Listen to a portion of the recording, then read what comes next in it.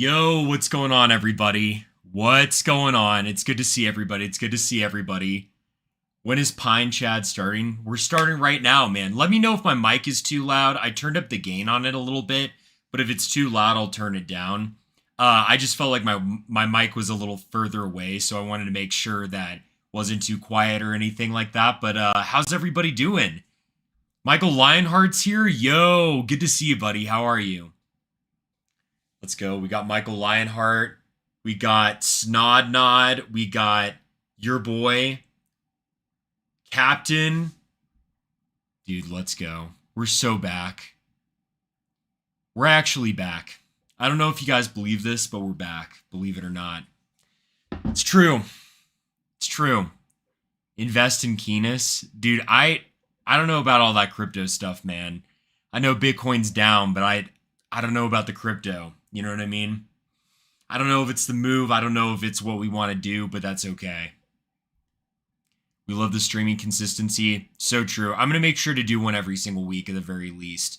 Maybe I'll pick a day to kind of determine which one I definitely want to do, but needless to say, man, I got to do it every single day, because if I don't, we're lacking on the content, right? We're lacking on the content. Morticool, Goth Latina, Colorado stream. Dude, we're behind.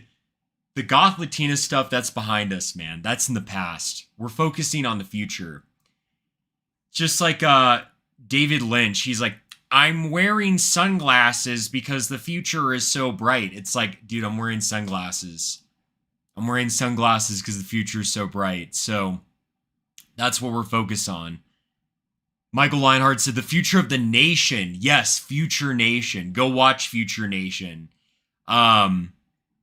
Focus on it, right? Focus on the future of the nation. Don't focus on past bits or anything like that, right? Let's see here. Are you still interested in doing a stream on evolution? Definitely would have to study it more, but I'd be down. Yesterday's Jewish girl and grape story was very moving. It's true, dude. It's true. Sensitive young men are just getting churned out. They're just getting destroyed by these women. We got to stay away from these women, bro. Like, actually, though, I posted some stuff today on Twitter about how all the defense of this, like, Lindsay Clancy bitch is just fucking disgusting. Like women nowadays are just evil, dog. Yeah, I'm to the point where it's like, I'm very hard pressed to want to get married. You know what I mean? Like, these women are so bad that it's almost insufferable. It's just insufferable. And you have all these women, you know, Catholic women, by the way, as well, defending these actions. And at that point, I don't really see anything other. I don't see marriage as anything other than a humiliation ritual. That's what it is. I mean, Candace Owens, you know, Chocolate Cheeks Owens defended her, of course, right? Candace defended her, and these women are awful, man. I know we say that a lot, but these foids out here, these women out here are actually terrible. You would just be better off without any of them. I mean, they're straight up going to lead you to hell. And the only reason that any guy goes after any of them is because he wants gash, right? That's it.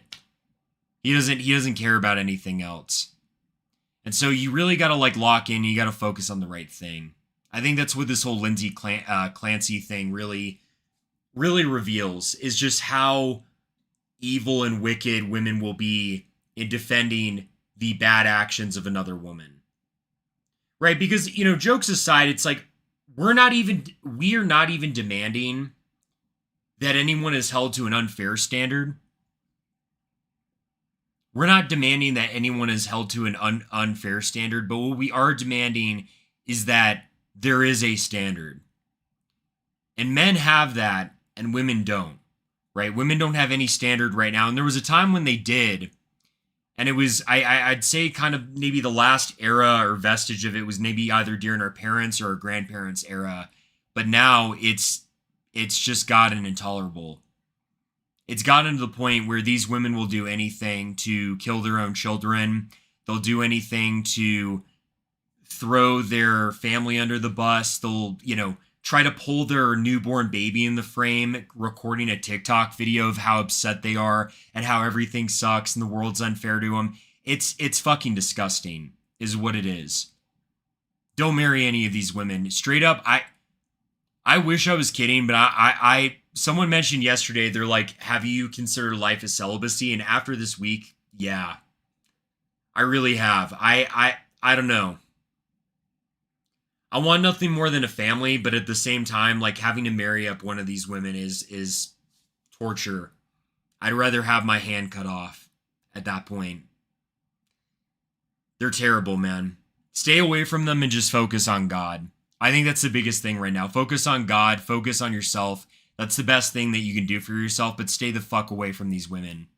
You're not going to save them. You're not going to change them. They're messed up on SSRIs. They never go to confession. They don't care about living a godly life. You got to move past them.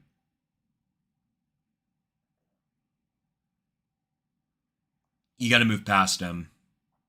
Tomorrow is the feast of Pope St. Pius X. Here's a friendly reminder to pray for the unity, integrity, and good of the church. Amen, brother. I agree with that. Irish Eagle trolling in chat per usual. Dude, the Irish have a funny bone in them. And I hate it! No, I'm kidding. I love it. I love our Irish brothers. They're a silly bunch, dude. But where would we be without the Irish? Getting to this stream's topic, though, I wanted to kind of take a little bit of a pivot from just current events or things going on in the world. And we can talk about other stuff going on in the world. I'm not opposed to it, but I really, really wanted to hone down and focus on the decline of Anglicanism. And you might be asking, why would you care about Anglicanism declining? They're clearly a heretical sect. They're separated from the church, of course. I mean, it was only a matter of time, right? But I think that there are some very, very good lessons in seeing how Anglicanism declined, as to pay attention to when there are heretics in the midst of us that use the same argumentation, use the same sort of actually modernistic reasoning and theologically liberal reasoning in defending their errors or justifying their errors. And it's not that it's a cautionary tale in the sense that the Catholic Church could ever decline and go away. That's just not true. Gates of hell will never prevail.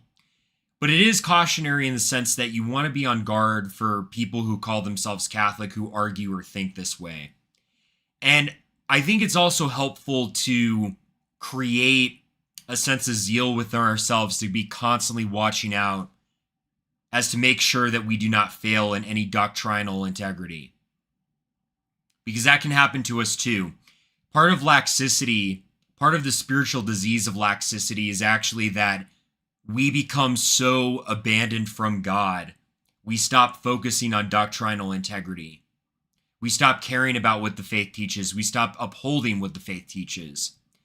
And I really think that if we don't focus on maintaining the integrity of our faith, we will be away from Christ. I've said this in the past, and I will say it again. The most important thing that matters in life, more than any other thing, even saving America, even winning in politics, every other thing is subject to this and below this. You have to maintain Catholic orthodoxy. You have to maintain the right teaching of our Catholic faith. That's the only thing that really matters at the end of the day. Everything else in this world can go away. Everything else in this world can fade away. And I hate to say it, but based on the state that America is in and that the world is in, I think we're going to see a lot of change in the coming decades. I'm definitely a little bit prepared for a collapse. I'd be lying if I said I wasn't. But the one thing you can always be sure of is maintaining your own soul. And it's not just through making sure that you're praying regularly, which you should be, but it's also by making sure that you're tapping into the orthodoxy of the faith, that you're focused on the orthodoxy of the faith, that the orthodoxy of the faith is your primary concern. because your prayers will mean nothing if you do not believe rightly. The saints and canonists and popes and every single ecclesiastical figure speaks this way. That if you don't focus on what the faith teaches, you don't focus on upholding the faith, your prayers are like smoke. God will not accept your prayer. It's one thing if you make a theological error in good faith and you just didn't know any better. It's another thing if you flatly reject what the faith teaches. And there are many people right now who call themselves Catholic that I think flatly reject what Catholicism teaches. And that's very dangerous spiritually. You have to make that your primary focus. Orthodoxy is not optional. And it's not just about being optimal. It's do or die. You can be the worst, and there's a very beautiful contemplation in this. There's a very beautiful contemplation in this, but you could be the worst sinner in the world. You could be the best hell spawn there ever was. Or I guess I should say worst hell spawn there ever was. You could be committing every mortal sin in the book. But if you maintain the orthodoxy of the faith, there is always hope for you to come back. If you say at the end of the day in your heart, I am wrong and the church is right, there is still hope for you, as long as you live. If you do not maintain orthodoxy, if you do not cling fast to the teachings of the faith, it doesn't matter how good of a life you live. It doesn't matter if you claim to be praying regularly. It doesn't matter if you give to charity. It doesn't matter if you volunteer every waking moment at a soup kitchen or helping the homeless. When you're at judgment, God is going to look at you and he is going to, as you beat your chest and say, Lord, look at all these things I did in your name. And I cast out demons, and I helped the homeless, and I did this, and I did that. He will utter those infamous words. Depart from me, for I never knew you. God never knew you. You might as well throw everything out. If you're a heretic, you might as well throw everything out. And when I say heretic, I don't heretics as in people who are born into Protestantism or Orthodoxy or Eastern Orthodoxy, Eastern quote Orthodoxy, of course will not inherit the kingdom of God. But oftentimes those people don't know about the truth of Catholic claims. And so they're separated more by their ignorance. But there are people who do know better. There are people who know what they should be believing. And they know what they should be taking stock in, and yet they turn their face away from God and they say, I know better than God. They were baptized Catholic, maybe they were confirmed. Oftentimes they were. But when we say, I love and believe everything the Catholic Church teaches, these people do not mean it. And they will not be saved. It does not matter. It does not matter how much acts of charity you commit. It doesn't matter how much you pray. It doesn't matter if people look at you and they say that person's so kind or so nice. If you don't believe what Jesus Christ teaches through his church, you will never be saved. There will be no salvation for you. You can forget about having God's mercy because you've already absconded it. If you knowingly reject one part of the faith, even one minor teaching, anywhere from the Holy Trinity to the teaching on marriage, to the teaching on the sacraments, it doesn't matter what teaching it is, you won't inherit God's kingdom. It's just that simple.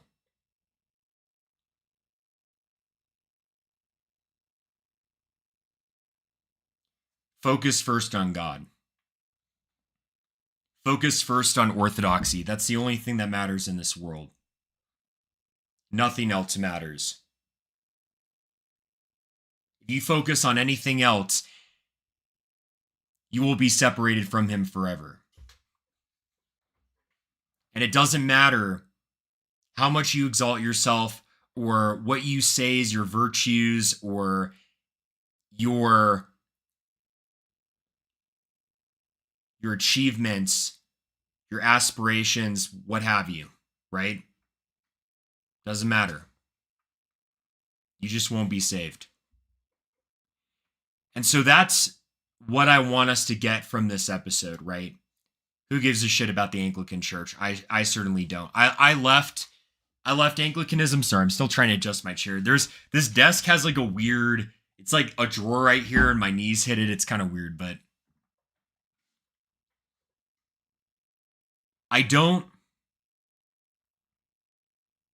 look back on Anglicanism or being Episcopalian with any fondness whatsoever. I don't miss it. There are things in my life that I miss. There are moments, there are people, there are experiences or what have you that I say in my life, if I could just live that one more day, if I could just go back to that experience one more day. And I don't really look in the past anymore, but there are experiences or moments or people that were in my life that I look back at and I say, if I could only experience one more moment with that person, everything would be complete. Right? Jimmy Butler, Groiper sent $3. Just got back from OCIA and Pidestep is live this day. Can't get any better. Glad to see you streaming consistently this week. Thank you, buddy, for the 3. I really appreciate it. Yeah, dude, we're here. We're so here. Why is everyone talking about Keenis? Why is everybody talking about Keenis? I mean, we do love Keenis, but I don't know why he's on everyone's mind right now, you know? But maybe he just can't escape our mind either. I mean, that is true. Maybe he just can't escape our mind. It's very important, though, that you use this episode and use what we're going to talk about as a model for avoiding separating yourself from orthodoxy. Because as I said earlier, and I will say this till I'm blue in the face, and this will be what's written on my tombstone, orthodoxy is the only thing that matters. If you preserve that, you have the world. If you don't preserve that, you lose everything. And that has to be your focus and your drive and your love. And so we're going to get into the interesting world of the decline of Anglicanism and the Episcopal Church, because that's still in the Anglican world as well. And just to preface you guys, this will be horrifying. I really don't think I can really state how horrifying this will be. You're going to hear like the worst blasphemies I think that have ever been uttered on the face of the earth. Like I have heard atheists speak in less blasphemous ways. But to get kind of an introduction of our subject, I was trying to think of like what video would be good or like what thing to kind of introduce people to the Anglican world, you know, what goes on in it, what's the state of the church, right? What's the state of Anglicanism? And I think one of the things that stands out is a skit from a British TV show, right? BBC, right? It's like that clip of that one guy from WWE. Okay, well, let's talk about your BBC, right? We're talking about our BBCs right now. But this skit was from BBC, the show Yes, Prime Minister. It was a British comedy show. You know, none of us probably grew up with it, but I think what you will hear is kind of emblematic of the attitude of Anglicanism or the orientation that Anglicans have towards how they see their theology, how they see Christianity or what have you. And putting ourselves kind of on warning of that. Arcanus? Yes, so true. Let's talk about Arcanus. Dude. American boy. Always talking about irrelevant stuff, bro. Always talking about irrelevant stuff. He's talking about Apollo and stuff like that. Bro, you are not Roman, okay? You are a Mexican that sells oranges under the highway. I think we've well established that by now. No, I'm just playing. We love American Boy. American Boy is awesome. He's our boy. But, you know, he's a troll. He likes to troll us a little bit. He does a little trolling. Bernard. Prime Minister. Ah, Humphrey. Sherry? Yes, thank you.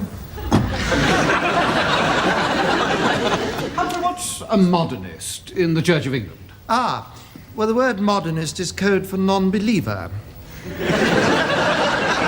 You mean an atheist? No, Prime Minister. An atheist clergyman couldn't continue to draw his stipend. So, when they stop believing in God, they call themselves modernists. How could the Church of England suggest an atheist as Bishop of Bury St Edmunds? Well, very easily. The Church of England is primarily a social organisation, not a religious one. Is it? Oh, yes. It's part of the rich social fabric of this country. So bishops need to be the sort of chaps who speak properly, know which knife and fork to use. The sort of people one can look up to. So that's what Peter meant when he said that Canon Stanford's wife was eminently suitable. Of course. Cheers. Is there really no other possible candidate? Well, not really. There are a couple of better jobs available recently, you see. And what's better than a bishop? A rook? Very droll. No, well, the Dean of Windsor is a better job, or Westminster. Such preferment enables one to be on intimate terms with the royals. So being a bishop is just a matter of status. A question of dressing up in cassocks and gaiters. Yes, though gaiters are now only worn at significant religious events, like the Royal Garden Party. Well, the church is trying to be more relevant. To God? No, of course not, Prime Minister. I mean relevant in sociological terms. So the ideal candidate from the Church of England's point of view would be a cross between a socialite and a socialist. Precisely. Just interrupt. May I give you the career details of Canon Stanford? Yes, please do. Well, after theological college, he became chaplain to the Bishop of Sheffield. He moved on to be the diocesan advisor on ethnic communities and social responsibility. He also organised conferences on interfaith interface and interface between Christians and Marxists and between Christians and the women of Greenham Common.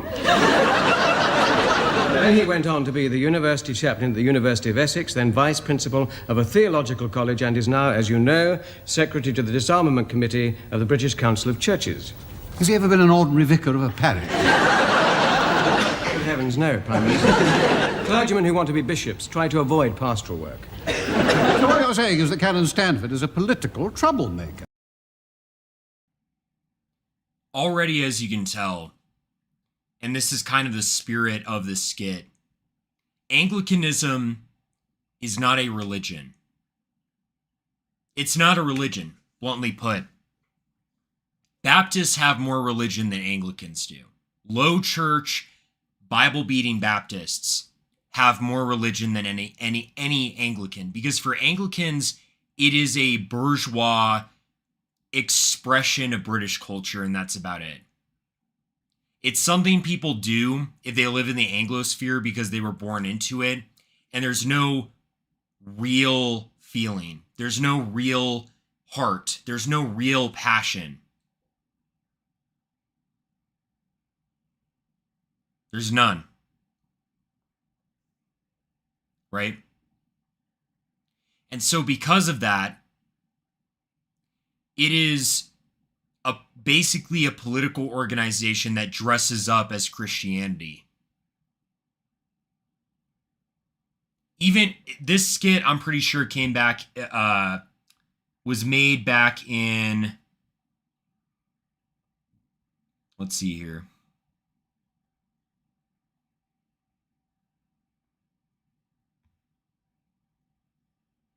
$1986, okay? That's when this was made, 1986. So already in 1986, you had this entire religious group that didn't have any real deep belief, any real deep conviction. There was no true belief.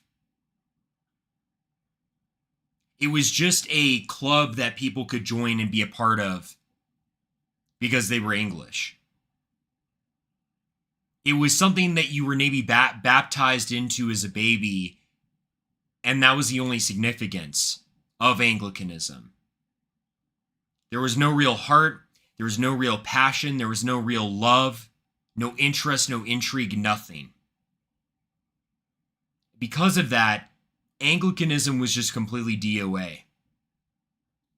There was no heart to it. And, as clearly they're trying to determine like which bishop should be appointed to, or which clergyman, Anglican clergyman, should be appointed to the bishopric, right? The focus is not at all on Christianity. It's on social accolades and alma maters and all these different kind of social standings that have nothing to do with the spirit of the gospel. It's funny because St. John Henry Newman, when he wrote Apologia Pro Vita Sua, the high church has never embraced keenness. Dude, Quan Sem, so true. If they only embraced keenness, everything would be different.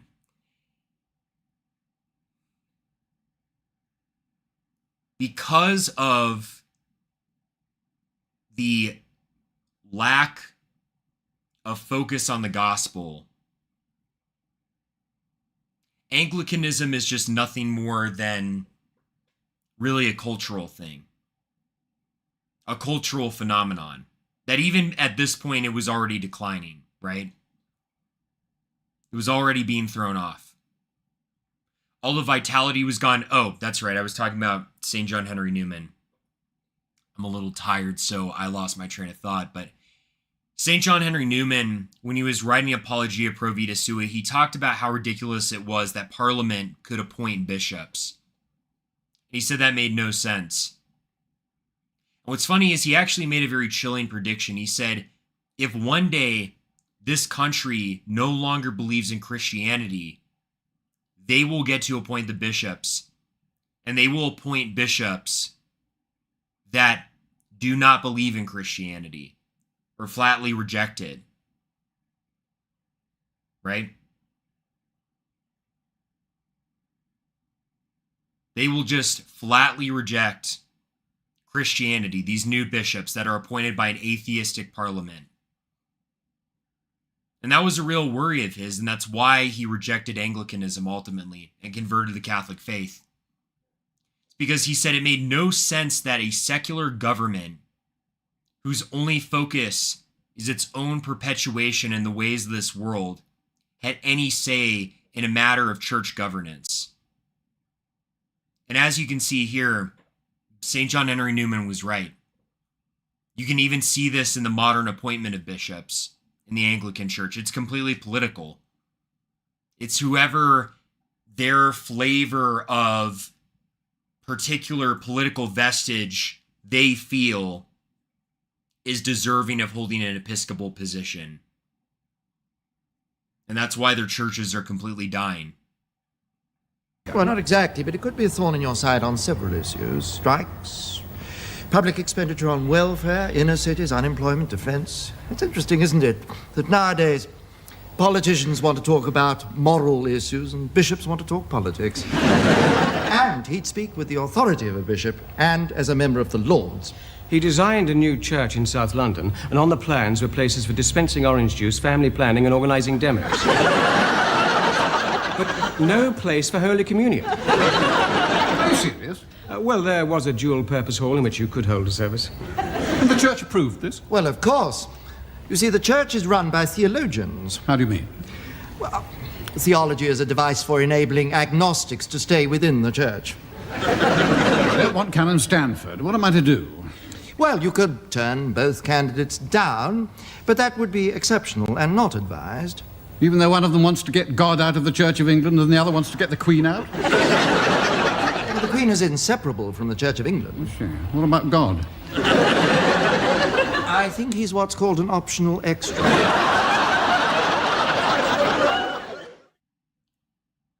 It's funny because it's sad. And it's funny because it's true. I want to show you guys something.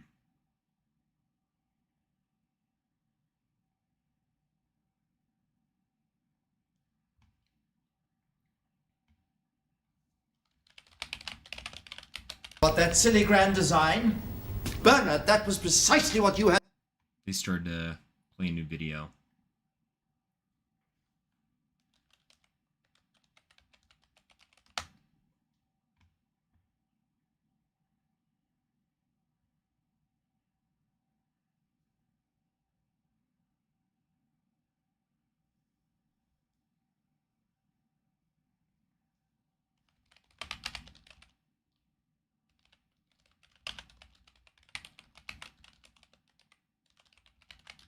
Trying to find this article.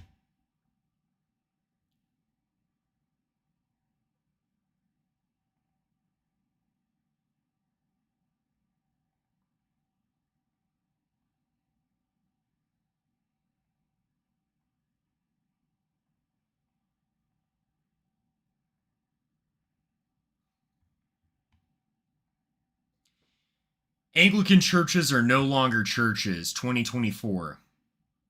A new trend has developed within the Church of England that sees the word church being jettisoned in favor of new expressions. What is a church that is not a church? Not much at all, apparently. Right?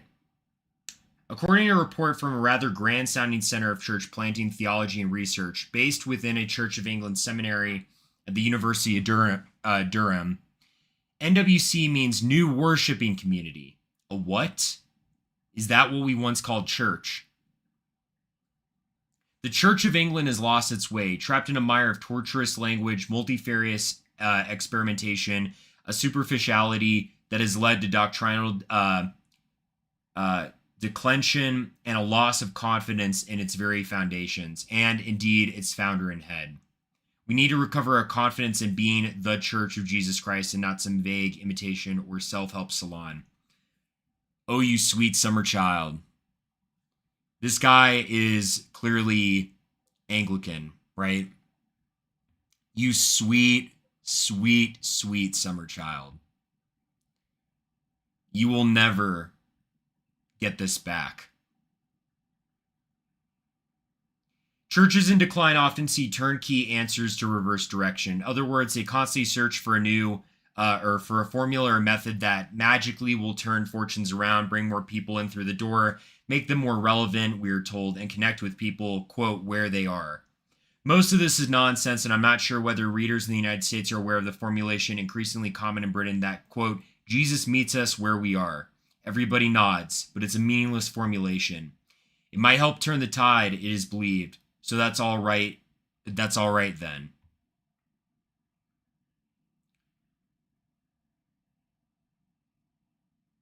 The current temptation to relevance is to drop the word church itself. This is a profound mistake. To do so disconnects the church community from its deepest roots. The term most often used instead of church illustrates the lack of both thought and theology. Examples include congregation, community, movement, experimental, pioneering, network. The Church of England, these are sometimes referred to as fresh expressions. Almost anything except church.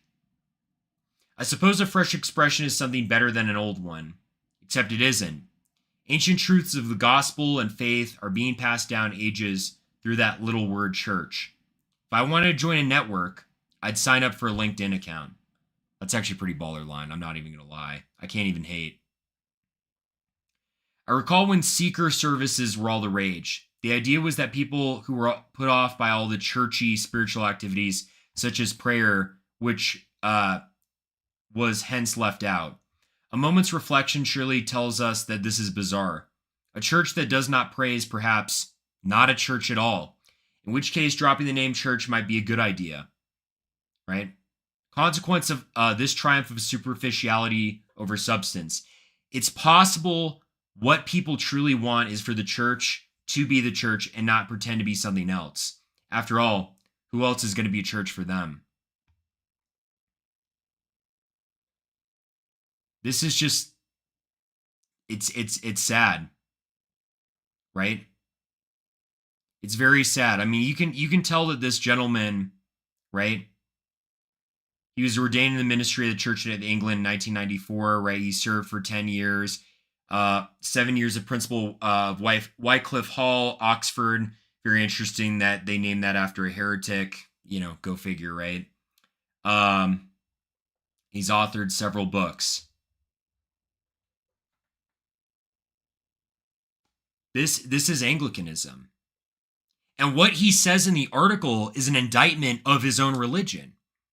It's an indictment of his own religion. He is indicting his own religion, right? He says it right here. This one line. I hope you guys didn't miss it. A church that does not pray is perhaps not a church at all. It isn't a church. And I'm not just saying that to just be polemical and be edgy and be like Deus Vult or whatever. I'm not saying that just to draw my sword. Although I have no problem with that. I'm saying this because that one line says it all there. It's not a church. It's a political organization. It was founded that way, and it will live that way, and it will die that way. You're never going to get the Church of England back because it never was. It was never there. You're trying to save something that never really existed. Right? Probably the best, strongest book I've ever seen written in favor of Anglicanism is by a fantastic philosopher. Maybe we'll watch some of his clips on this stream. And he was a great man.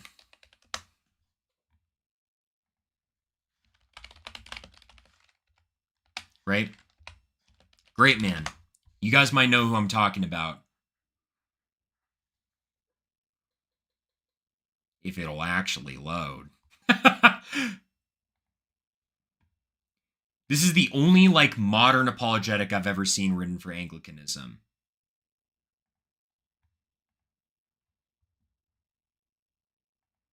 Our Church, A Personal History of the Church of England by Roger Scruton. Sir Roger Scruton was a phenomenal actual conservative. He actually defended the moral law. He defended marriage. He defended against abortion. He defended beauty. He is probably the best philosopher on the objectivity of beauty of all time. He was a phenomenal man. But this is probably the strongest modern book written in favor of the Church of England, Anglicanism. And even in that book, I'm pretty sure I was reading it one time. I think I actually was reading it in the Italian airport. I think I downloaded it off Anna's archive, where I was on Google Books, and I was reading it in the Italian airport when I was coming back from Rome. And he even in that book talks about how, we shouldn't be dogmatic. He says something weird about being dogmatic, kind of being anti-dogmatic. Elsewhere in other books, he's spoken the opposite, right? But he seems to be anti-dogmatic in this one. And so it kind of begs the question, what is Anglicanism? And if I'm not mistaken, I believe Roger Scruton his entire life complained about the liberalism in Anglicanism. Right? He has another book, actually it's right here, Soul of the World. Soul of the World is a fantastic book, actually. Ironically, it defends going after heresy in it. And he actually gives a really beautiful explanation. I might post it later as a defense of destroying heresy, right, with the sword. Very wonderful book. But this was their best guy. And even then, there was no defense. So when we read that article, right, we read the Anglican churches are no longer called churches article. That's everything you have to know. It doesn't see itself as a organization that is focused on Jesus Christ. You know, as cringy as like the Baptists are or whatever, at least most of them want to focus on Christ. At least most of them, as wrong and condemnable as their errors are, they have the intention of wanting to focus on Christ. That can't be said of Anglicanism. Even though they're high church and they've got the smells and bells and it's the liturgy and they're like, oh, we've got the Anglo-Catholic movement and stuff like that. And, you know, you'll see videos on YouTube. It's like, oh, we're doing this Gallican liturgy from 1320. I don't give a shit. I don't care. You don't believe in the gospel of Jesus Christ. Oh, we're doing this 13th century Gallican liturgy, or not Gallican. I'm trying to think of the English rite. Oh gosh, it's gonna kill me.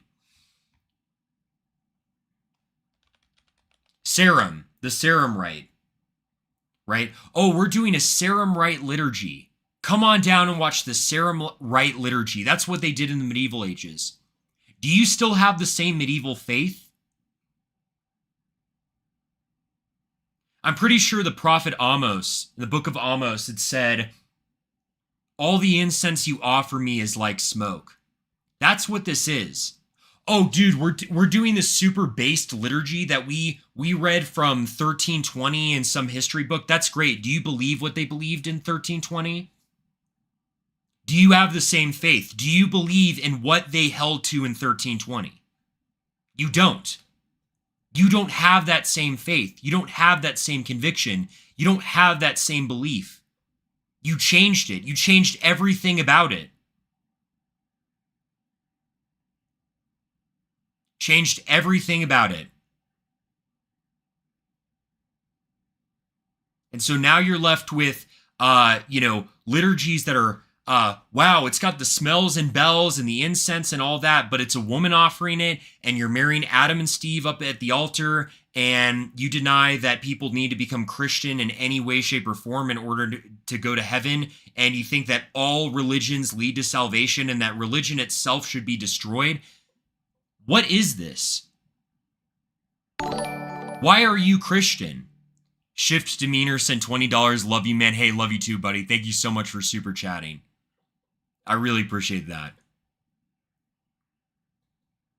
Why are you Christian? Why do you even claim to bear the name of Christ? From a basic mere Christianity standpoint, I'm talking bare bones right now. Bare fucking bones. Like the most bottom level we could speak at.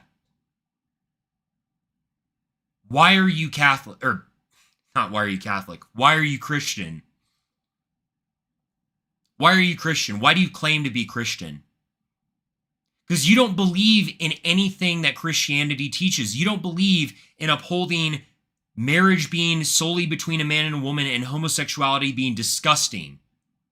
You don't uphold teachings against abortion. You don't uphold that people need to accept Jesus Christ into their heart in order to go to heaven.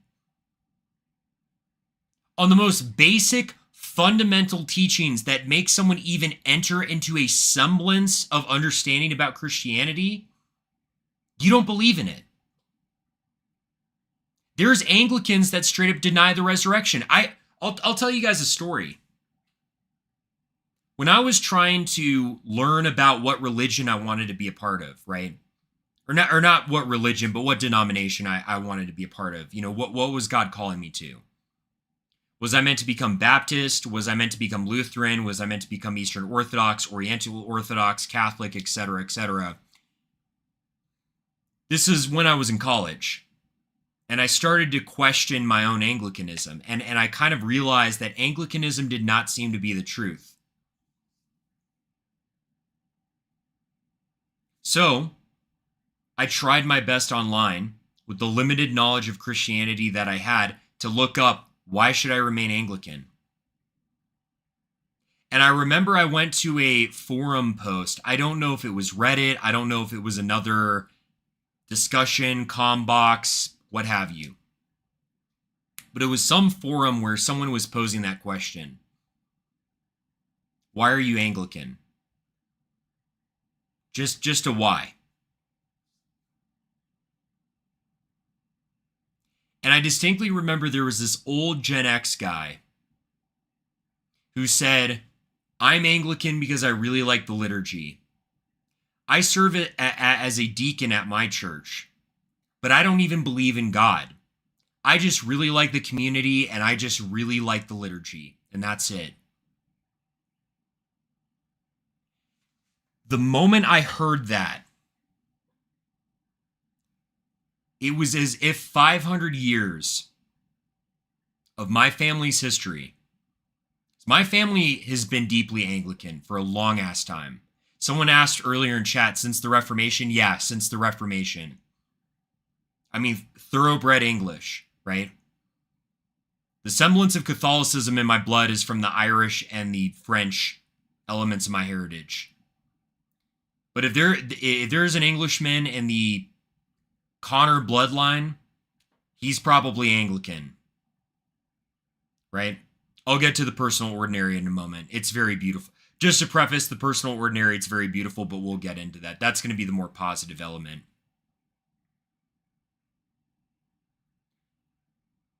For 500 years,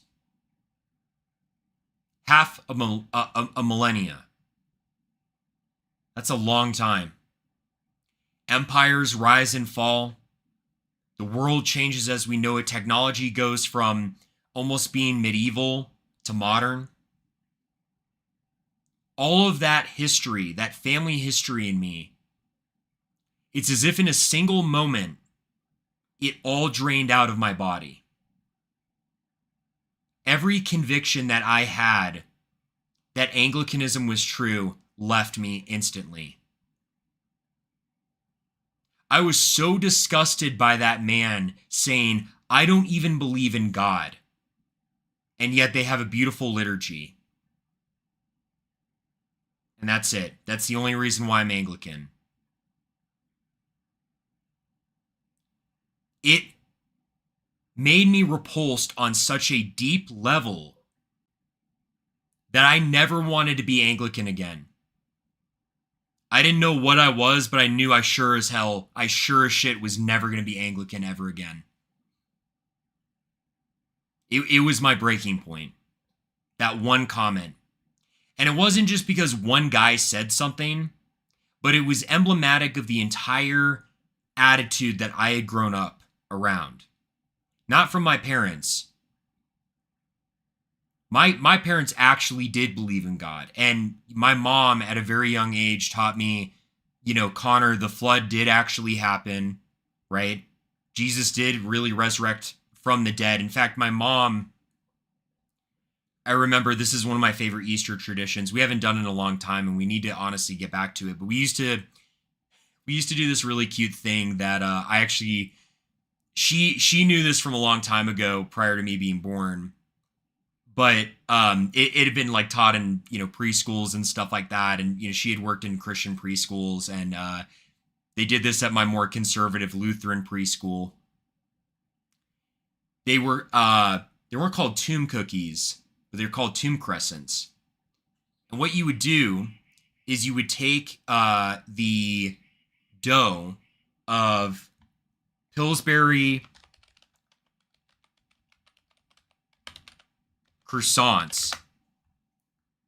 crescent rolls, sorry, not croissants, crescent rolls. Man, I gotta get my pastries right. Crescent rolls, right? So you would get the dough of the individual crescent roll. And if you guys know, maybe you grew up with Pillsbury crescents, you remember how they would roll out of the tube, right? They would kind of be almost like stitched together and you'd break them apart on a sheet and then bake them so that they made the crescent roll. What you would do is you would take the crescent, you'd wrap it around a marshmallow, and you would bake that, and the marshmallow would disappear and you had a sweet crescent left. And I remember when I was, I must have been 3 years old. When I was 3 years old, my mom is explaining to me why we do this. And this is one of those like horror memories. This is one of those memories that you learn and you will never forget it for the rest of your life. Like I could be an old man with dementia and I would like never forget this. I'm this little boy and I'm standing at our countertop and my mom, kind of looks down and she's like, "Connor, do you know why we do this?" I said, "No. Like why do, it's just like a sweet treat or whatever. I don't really know why we do this." She said, "We do this because Jesus Christ died for our sins and resurrected 3 days later, and he was no longer in the tomb." It was just a dessert. And yet, there was such a profound symbolism, even as in something as just a family tradition, right? Just a family fun little thing you did on the holiday. She said the reason we do this is because we commemorate, yes, it's a fun treat, but we love Christ and Christ loved us and he died for our sins and resurrected 3 days later. So he was no longer in the tomb.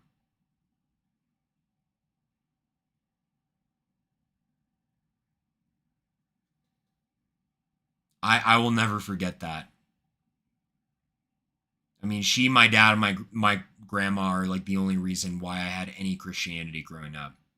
Because do you guys want to know what I heard growing up? Not from them, but from like the Episcopalians around me. I can't remember if it was a minister. It might have been one of their female priestesses or what have you, right? Might have been one of their female priestesses. But they said, I will also never forget this statement, but for the opposite reasons.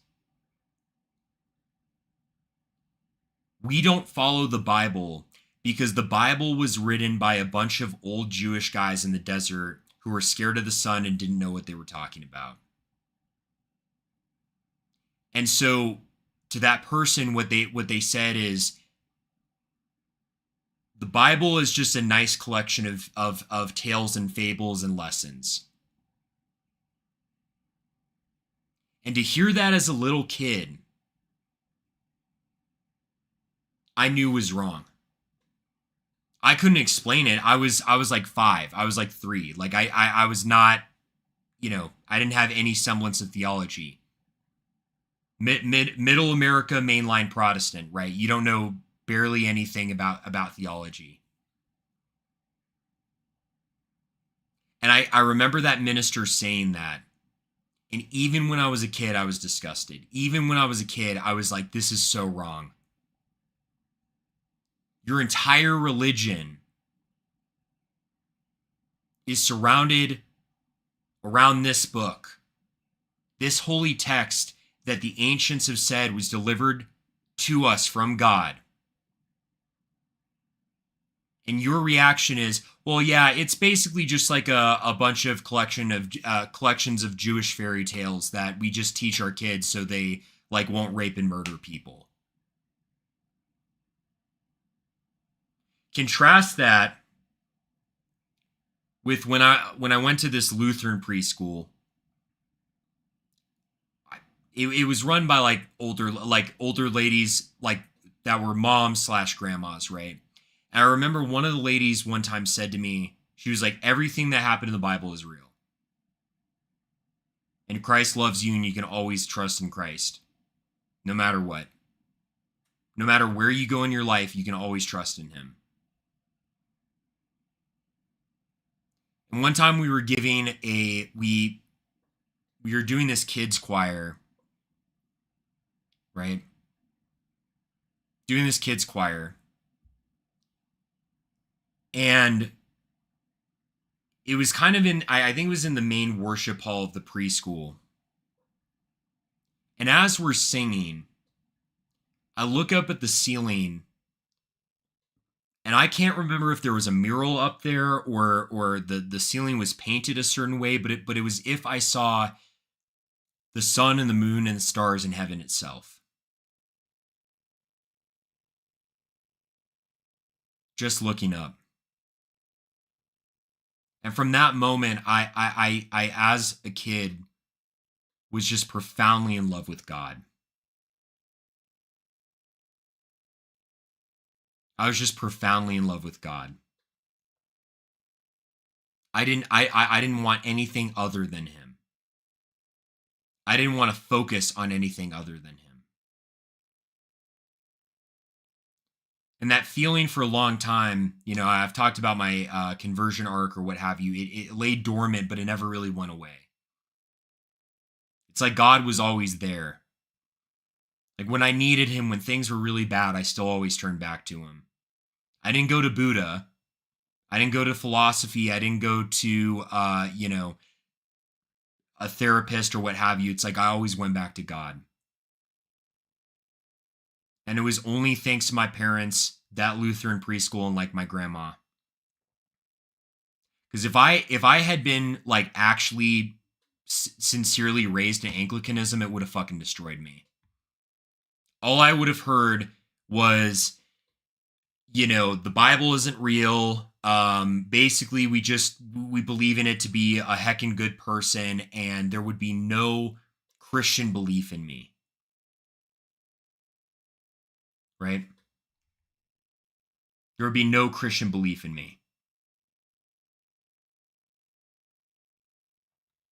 So ironically, Conservativepedia, which is, you know, it's a little unk, but we love them. I think there's actually an article about me on here, which is pretty funny, right? But they're good people. We love them, right? We love them a lot. They have an article kind of on some of the decline, and we're gonna really get. I mean, you guys think we've broken into it yet? We're not even scratching the surface. You just wait till we watch the other videos and stuff like that. I got pulled up, bro. It's gonna get really, really, really bad. I don't think you quite understand how bad it's gonna get. So, Anglicanism and liberalism. Anglicanism, also known as Episcopalianism outside the UK. The reason it's called Episcopalianism is because Anglicanism, the word, I believe it's Anglicana, translates to of England, right? Let me actually confirm that. Anglicana meaning.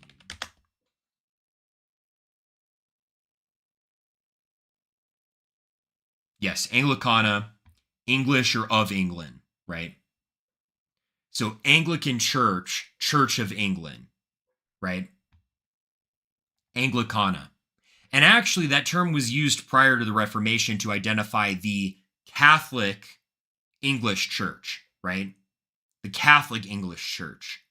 So it was not used as a Protestant term. It was actually a Catholic term that they stole from us and then tried to write this insane history. We can watch, Alan Rule has a really good video we can react to of this one Anglican minister guy trying to talk about like the true history of the Church of England, and the fucking lore they come up with is like actually insane. Like it like I could not write Warhammer 40K lore that was that LARPy. Like straight up like, oh yeah, and then there were a bunch of English bishops at Nicaea, and you know, the Anglican Church operated autonomously in the early church until the Pope tried to like take it over, and it's insane. It's absolutely insane. So Christian tradition started by the Church of England, right? Third largest denomination besides Catholicism and Eastern Orthodoxy. So it's been in decline as a result of secularization, low birth rate amongst members, and the general shift of Protestantism towards evangelical forms of worship. This decline coincides with a marked embrace by many Anglican denominations and parishes of liberalism in terms of social politics, church structure, and theology, sometimes to the point of outright heresy. So they at first embraced the social gospel movement, which was only casting basically Christianity in the social light. It's early liberation theology. For those who know liberation theology, and what liberation theology says is liberation from political and economic turmoil is like the most important concern, not getting souls to Christ. getting souls to, because what they basically do is they accept Marxist materialism, where they say Christianity, if you're focusing on getting people to heaven, that's Sugar Candy Mountain from Animal Farm, right? That's the crow when he talks about Sugar Candy Mountain. Basically, what you're doing is you're trying to convince a bunch of poor people to focus on heaven so they never improve their lot in life. They continue to live in poverty, be oppressed by their oppressors with this promise of heaven. That's, what Marx and socialists believed about Christianity, was it would give a false promise to the downtrodden in order that they would never improve their station in life. So the social gospel movement comes along and basically embraces that understanding, but still wants to remain Christian. And so they say, we have to use Christianity to create essentially the social conditions that Marxism wants to achieve at the expense of upholding the actual gospel. And over time, these early social gospel people, by today's standards, would be seen as conservative, but they were extremely liberal for the time, right? And if they could only see the fruits of their corruption, I think they would completely renounce not only the social gospel, but Protestantism as a whole and become Catholic. Because, none of these people, as bad as these people are, none of these people would have been down with, two homos getting married, or a woman being a priest, or abortion being okay, or maybe even contraception, right? They thought they were still upholding Christianity. Now, there's no vestige of that. And so it's kind of like if you took Martin Luther from the 1400s and showed him what the ELCA has turned into today, I think he would renounce Lutheranism and go back to being, I believe he was an Augustinian monk.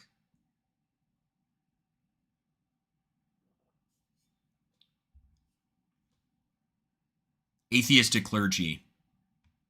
The Anglican Communion has best been known to employ some clergy who openly lack a belief in God, or otherwise are otherwise highly doubtful and critical of scriptural doctrine. In most cases, this occurs as a result of older clergy losing their faith over time, but remaining with the church, which in the case of the Church of England is allowed by technicality due to the church's governing body rejecting the idea of heresy trials. They removed those, I believe, in the late 60s, if I'm not mistaken. They used to have heresy trials, and then over time they removed them because they basically said, well, we don't really want, we don't want to be oppressive, right? Heresy trials were seen as too much like the Inquisition, right? It was seen as being too much like the Inquisition, and so they removed it because that was mean and uncharitable. So then suddenly their members could believe in whatever heresy they wanted. The history of the Anglican clergy outright rejecting scriptural teachings can be traced back to at least the 1980s, when the Bishop of Durham, David Jenkins, caused controversy by publicly casting doubt on the virgin birth and the resurrection of Jesus. We're going to go way more into that. The issue has only grown since this case, with a 2014 survey suggesting as many as 16% of Anglican priests in England are agnostic, with 2% being atheists. While the best documented within the Church of England itself, this phenomenon is not limited to the UK and can also be seen within the US Episcopal Church, in which the atheist John Shelby Spong served as the Bishop of Newark, New Jersey for 21 years, during which he released numerous books attacking established Christian theology, finally ending his tenure with the publication of his book, A New Christianity for a New World, a work which attacks theism in favor of a symbolic view of God and promotes the opinion of a small minority of biblical scholars that Judas Iscariot did not exist and was an anti-Semitic creation, amongst other claims. Very interesting how they're always concerned with what Jews think, right? While normally disapproving of abortion, the Episcopal Church considers abortion to be, quote, a woman's right, and opposes any pro-life legislation which would restrict the availability of abortion. In regards to feminism, most denominations within the Anglican Communion support the ordination of women into the priesthood to some degree, while some traditions vary on whether women should be allowed to become bishops or not, or have to remain priests or deacons. In 2015, a group of female bishops within the Church of England led a heretical campaign to remove God's masculine pronouns from formal church liturgy, declaring them deficient and outdated, as well as effectively arguing for God to be referred to as genderless or even female. In contrast to what has been taught by the Bible in thousands of years of Judeo-Christian belief, while this change to the liturgy was not ultimately approved by the church's governing body, it can be seen as a sign of the times in regard to the extent of feminism within theology. The various denominations of the Anglican Communion have differing views on homosexuality, with the Episcopal Church being most lenient, overwhelmingly supporting gay marriage since 2015 and allowing the ordination of gay, bisexual, and transgender clergy. The Episcopal Church participates in gay pride events, often decorating church facilities in rainbow flag motifs. In 2005, Gene Robinson, an openly gay priest in the Episcopal Church, preached a sermon in which he made the heretical claim that Jesus, Lord God Almighty, forgive me what I'm about to repeat, and I'm not using Lord's name in vain, I actually mean that. He even made the heretical claim that our Lord may have been gay. His statements were criticized by others within the church. So it goes on to talk about kind of the conservative Anglican response. Liberalizing trends in Anglican theology and practice have not remained unchallenged, as groups within the Church of England and Episcopal churches alike have voiced opposition to these trends, which they see as compromising and capitulating to secular values. 2017, 22 conservative Anglican clergymen, Gavin Ashton, the former chaplain to Queen Elizabeth II, which, if I'm not mistaken, I think he's now Catholic. Bro. What did I tell you? What did I tell you? Literally, he is Catholic. We took your guy, bro. We took your guy. He's now a layman in the Catholic Church, right? One of their guys, now a layman in the Catholic Church. The former chaplain to the Queen herself. Signed a letter to the Church of England stating that the Church has, quote, a duty to be countercultural in the face of social disintegration and threatening a schism if traditional views continue to be marginalized within the Church. 2009, the Anglican Church in North America broke away from the Episcopal Church in protest of liberal reforms, quickly establishing itself as a conservative force within Anglicanism. It serves over 100,000 members. So that's just a slight crash course, right? That's just a slight crash course. That's not a 10 yet. Are you guys ready for some really bad, really evil, blasphemous, the worst blasphemy you've ever heard, ever uttered statements going back well into the 60s? You got to prepare yourself. I mean, some of what's about to be said is so bad, I will barely have the stomach to repeat it. But this is what, before I state this stuff, because I'm not just saying it to repeat Cole or to just throw these statements out here. I'm saying this because it's very important to keep in mind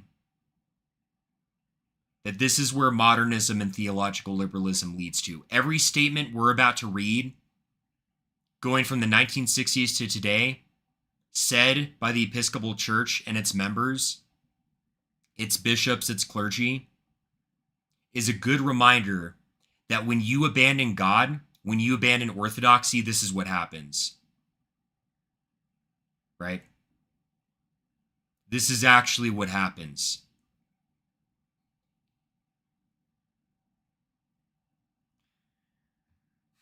The worldwide, so 50 years of Anglican liberalism, written in 2019.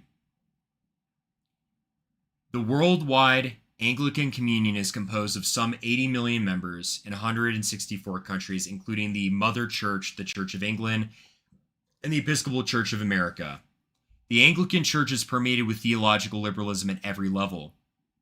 Consider some examples. This is where we start in the 60s. Actually, I take that back. 1950s. Even worse. In 1953, Archbishop Canterbury William Temple, in his book Nature and God, said, "There is no such thing as revealed truth." Denying revealed truth outright in 1953.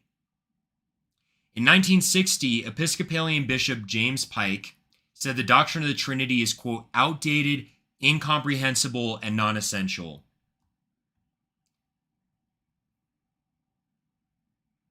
And then talks about Billy Graham a little bit.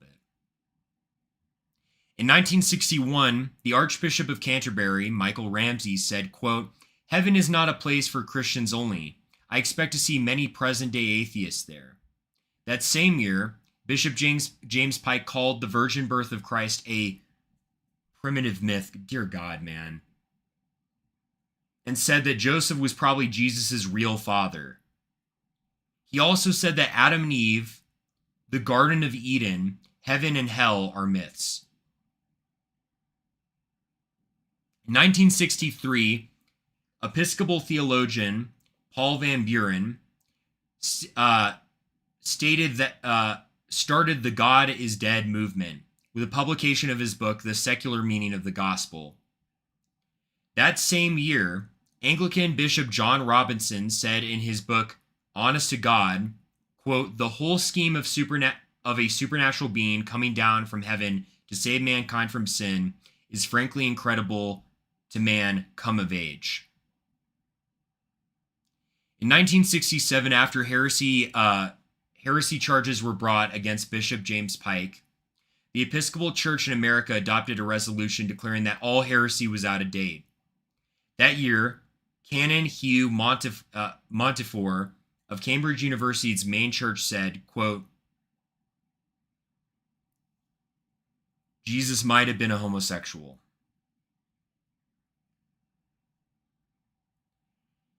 In 1968, the Church of England's Lambeth Conference voted that Anglican clergy are no longer required to agree to the denomination's 39 Articles of Faith. In 1976, John Spong was ordained as the bishop of the Episcopal Diocese of Newark, New Jersey, even though he denied practically every doctrine of the Christian faith. In 1977, Bishop Paul Moore of the Episcopal Cathedral St. John the Divine in New York City ordained lesbian Ellen Barrett as a priest. Barrett told Time magazine that her lesbian love affairs gave her the strength to serve God.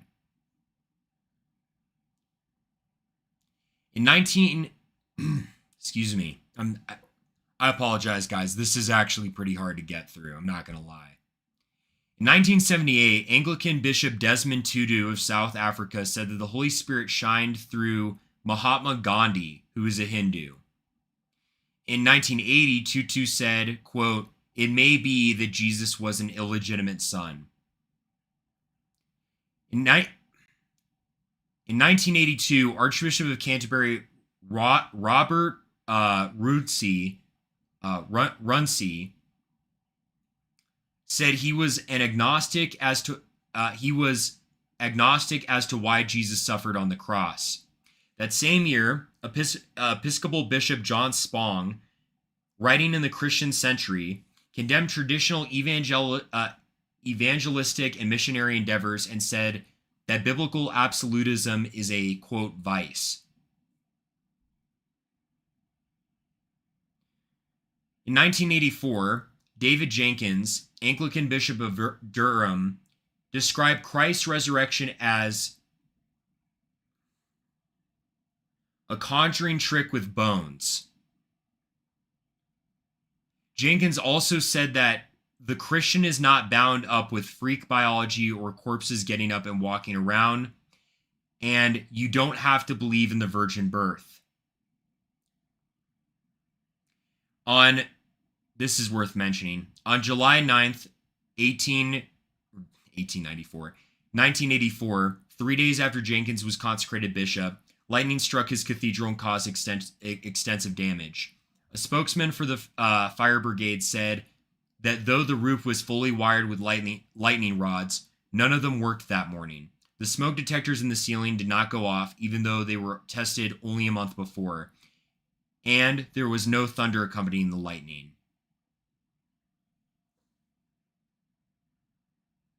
Let's see here. In 1984, the Associated Press reported that only 20 of the 31 Church of England bishops polled insisted that Christians must accept both Jesus Christ as man and God. 20 out of 31. 20 out of 31. In 1985, the Jesus Seminar was founded with the help of the Episcopalians, including Marcus Borg of Oregon State University. The seminar claims that Jesus spoke only about 20% of the things attributed to him in the New Testament, and that the Jesus described in the Bible is largely a fiction. They claim he wasn't born of a virgin, didn't walk on water, didn't rise bodily from the dead, and had no intention of starting a new Christian religion. They also claim that there was no Jewish trial of Jesus before the crucifixion, and the Jewish crowd did not participate in his condemnation. Always interesting how they're on the side of the Jews. Keep that in mind from what we had also said earlier. Isn't that very interesting? In 1985, St. Luke's Episcopal Church in Minneapolis ran an advertising campaign which included this slogan: "The Episcopal Church welcomes you, regardless of race, creed, color, or the number of times you've been born."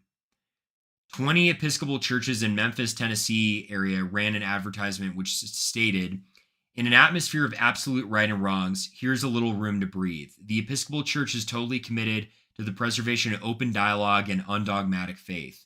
We exist to tell the world about a God who loves us regardless of what we've done or what we believe. Even if we do not believe in him, he believes in us. We do not suffocate with absolutes. This, of course, is not biblical Christianity. It is gross apostasy." When Edmund Lee Browning was elected presiding bishop of the Episcopal Church in September of 1985, he, quote, "made it clear that he disagrees with the church's official opposition to the ordination of practicing homosexuals. He stated, 'I would sincerely hope the Episcopal Church can say that there are no outcasts, but embrace all people and all cultures.' He was one of the 20 bishops who signed a 1979 statement calling the church's position on gays, quote, 'a cruel denial of the sexual being of the homosexual persons and a condemnatory judgment that made them second-class citizens in the church.' In 1986, Bishop David Jenkins got a standing ovation from the General Synod of the Church of England when he defended his doubts about the virgin birth and the bodily resurrection of Christ. Jenkins called the God of the Bible a cultic idol. In 1987, a panel of 7 Episcopal bishops dismissed heresy charges against John Spong, even though, as stated earlier, he practically denied every teaching of Christianity. In 1988, John Spong published his book, Living in Sin, A Bishop Rethinks Human Sexuality. He said, "The time has surely come not just to tolerate or even to accept, but to celebrate and welcome the presence among us of our gay and lesbian fellow human beings." That year, Spong visited a Buddhist temple and said, "As the smell of incense filled the air, I knelt before 3 images of Buddha, feeling that the smoke could carry my prayers heavenward. It was, for me, a holy moment, for I was certain that I was kneeling on holy ground." In 1989, a committee composed of 5 Episcopal bishops unanimously dismissed a second set of heresy charges. Please stop, bro. Dude, we still got some. Hold on, we're gonna get through it. We're gonna get through it. In January of 1989, a committee composed of 5 Episcopal bishops unanimously dismissed a second set of heresy charges that had been brought against Spong. Toward the end of the year, Spong ordained the first openly practicing homosexual of the Episcopal Church. The man, Robert Williams, was diagnosed with AIDS literally 2 years later. According to Integrity, a pro-homosexual Episcopal group, at least 50 practicing homosexuals have been ordained in the priesthood by 1991. In November of In 1991, John Spong conducted a seminar in Bangor, Pennsylvania, entitled Exercising Fundamentalism, Sexual Phobias, and Other Demons. In 1993, a survey of nearly 20,000 Episcopalians showed that 70% believed faithful Christians can be sexually active gays and lesbians. 75% approved of living with someone of the opposite sex without marriage. In 1994, it was reported by the Sunday Times in London that at least 100 Anglican priests are atheists who do not believe in an external supernatural God. In 1996, Archbishop of Canterbury, George Carey, lashed out at fundamentalists who placed the Bible, quote, above and beyond human inquiry. In 1996, the Doctrinal Commission, we're not going to read, when we get to the 2000s, I'll cut it off there, but we're just going to finish the 90s. In 1996, the Doctrinal Commission of the Church of England said hell is not a place of fire or an eternal torment. And an Episcopal Bishop, John Spong, wrote in the paper that the image of God in the Bible is, quote, no longer operative. In 1997, a survey found that 31% of Anglican vicars in the Church of England do not believe in the virgin birth. Actually, that figure would probably have been much higher had the survey attempted to discover the number of vicars who believe in the virgin birth only in a figurative manner.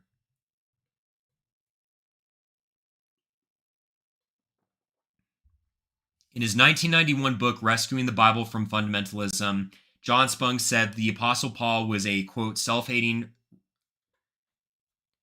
repressed homosexual. That year, Spong ordained another homosexual priest, Barry Stopfel. Lesbian Episcopal priest Carter Hayward delivered the ordination sermon. When Stopfel's male lover was introduced, the audience applauded.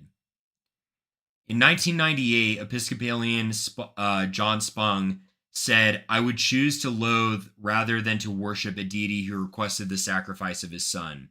That same year, retiring Episcopal presiding Bishop Edmund Browning said, it is time to move past using literalistic readings of the Bible to create prejudices against our gay and lesbian brothers and sisters.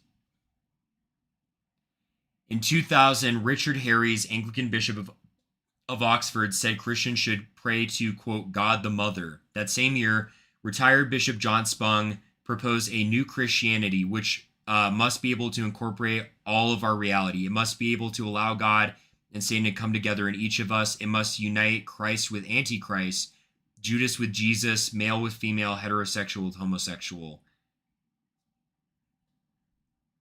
In April 2003, Episcopalian Bishop Charles Benison said that our Lord was a sinner. Dude,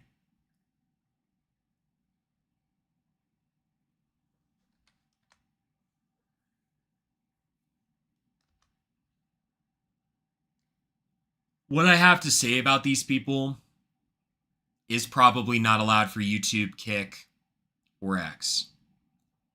I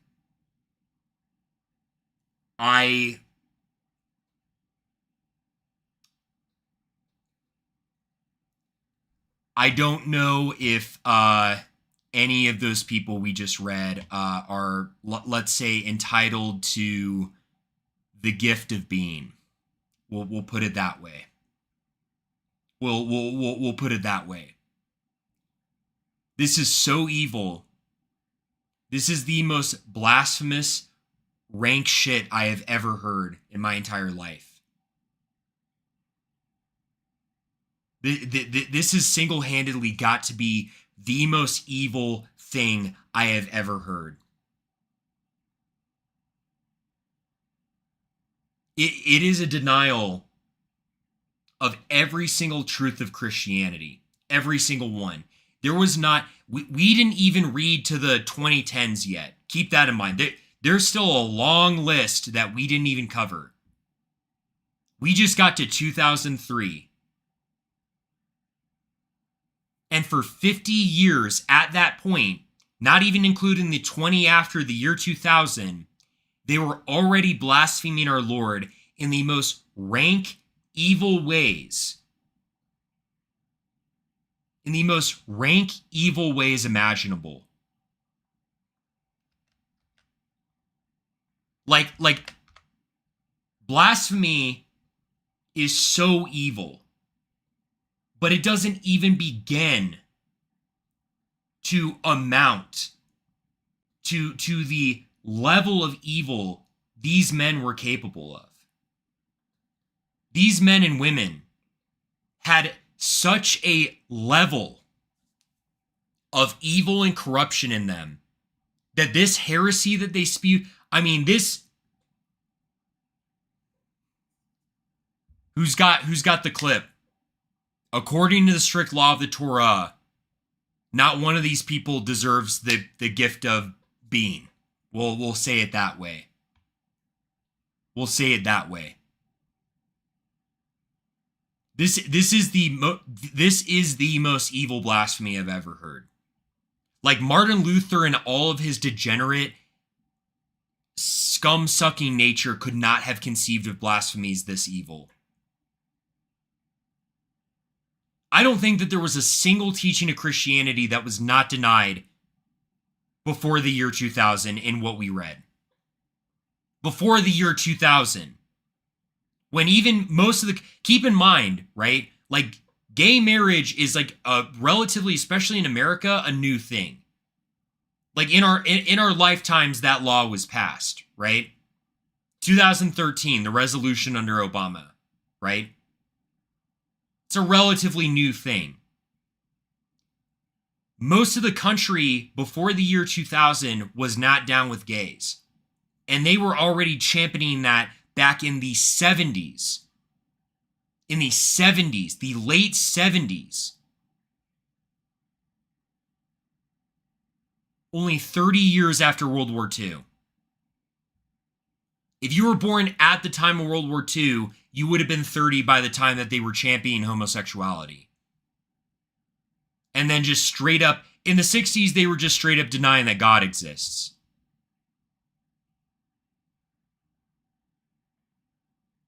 And this is this John Spung character, right?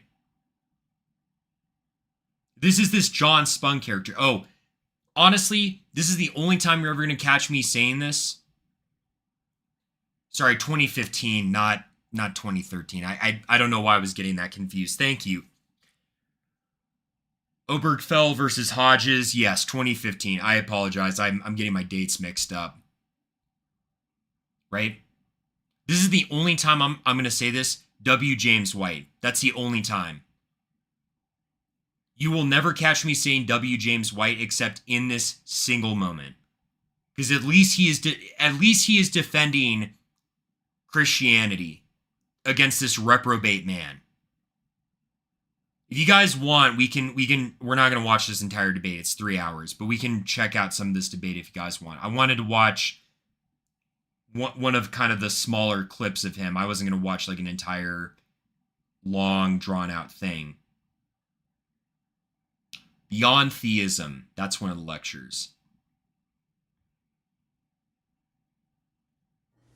Suppose we change our God definition. Suppose we take God out of the sky and strip God of the supernatural power which we have created and placed upon this divine being. And suppose we begin to think of God as a presence at the very heart of life. We have to use words, so I use these words without any sense of investing them with more than their meaning will bear. If God is the source of life, as I believe God is, then God is present in all living things. God is present in you, in me, and in the whole created order. And if God is the source of life, then the only way you worship God is by living fully, sharing life, giving life away, not being afraid, wandering out of the certain into the uncertain, out of the known into the unknown. If God is the source of love, as I believe God is, then the only way you can worship God is by loving, not by being right, but by loving wastefully.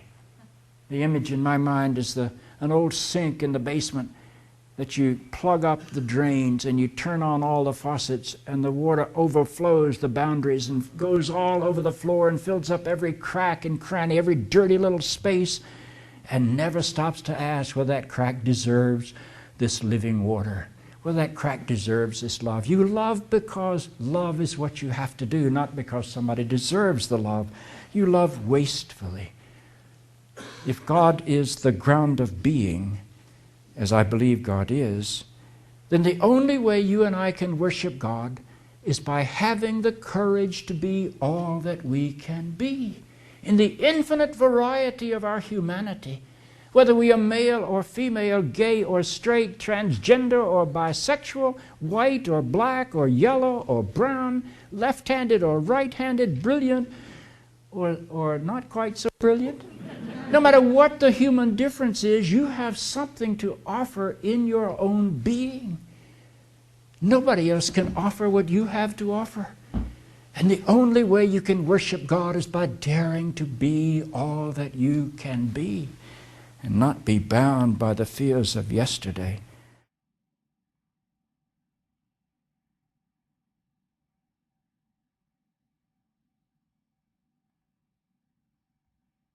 Is provided by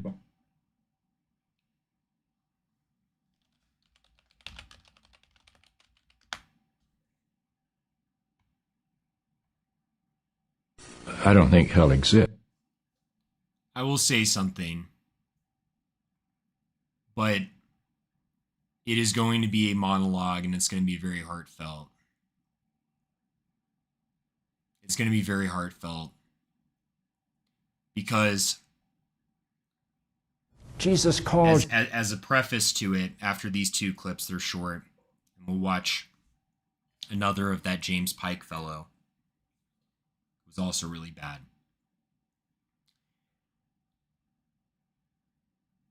Please, if you are, most of us are reverts or converts, right? Who are watching this. Most of you are reverts or converts.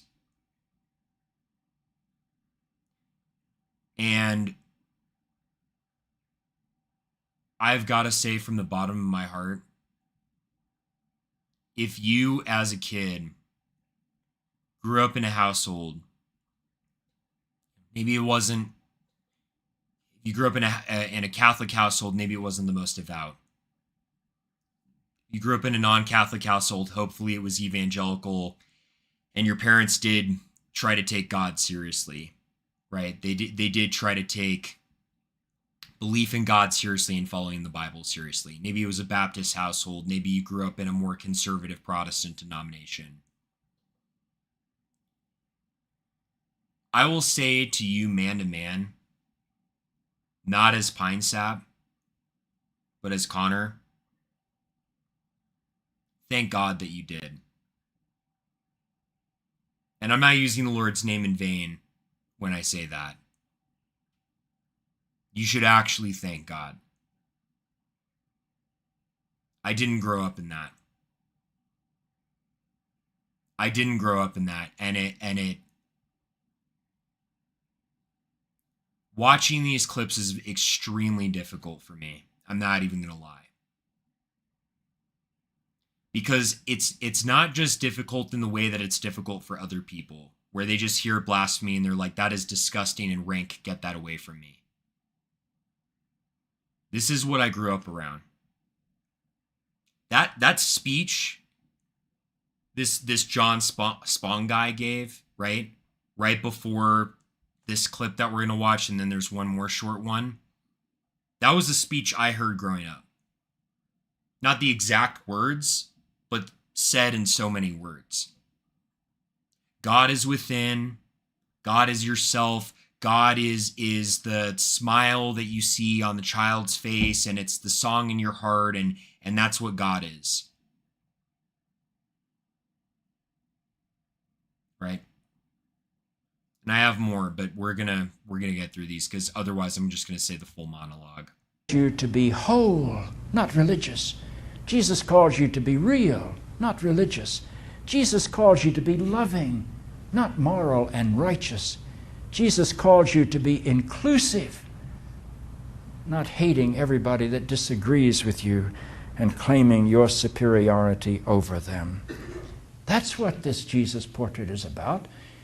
And that's why people believed that they experienced all that God is in the life and in the person of Jesus of Nazareth.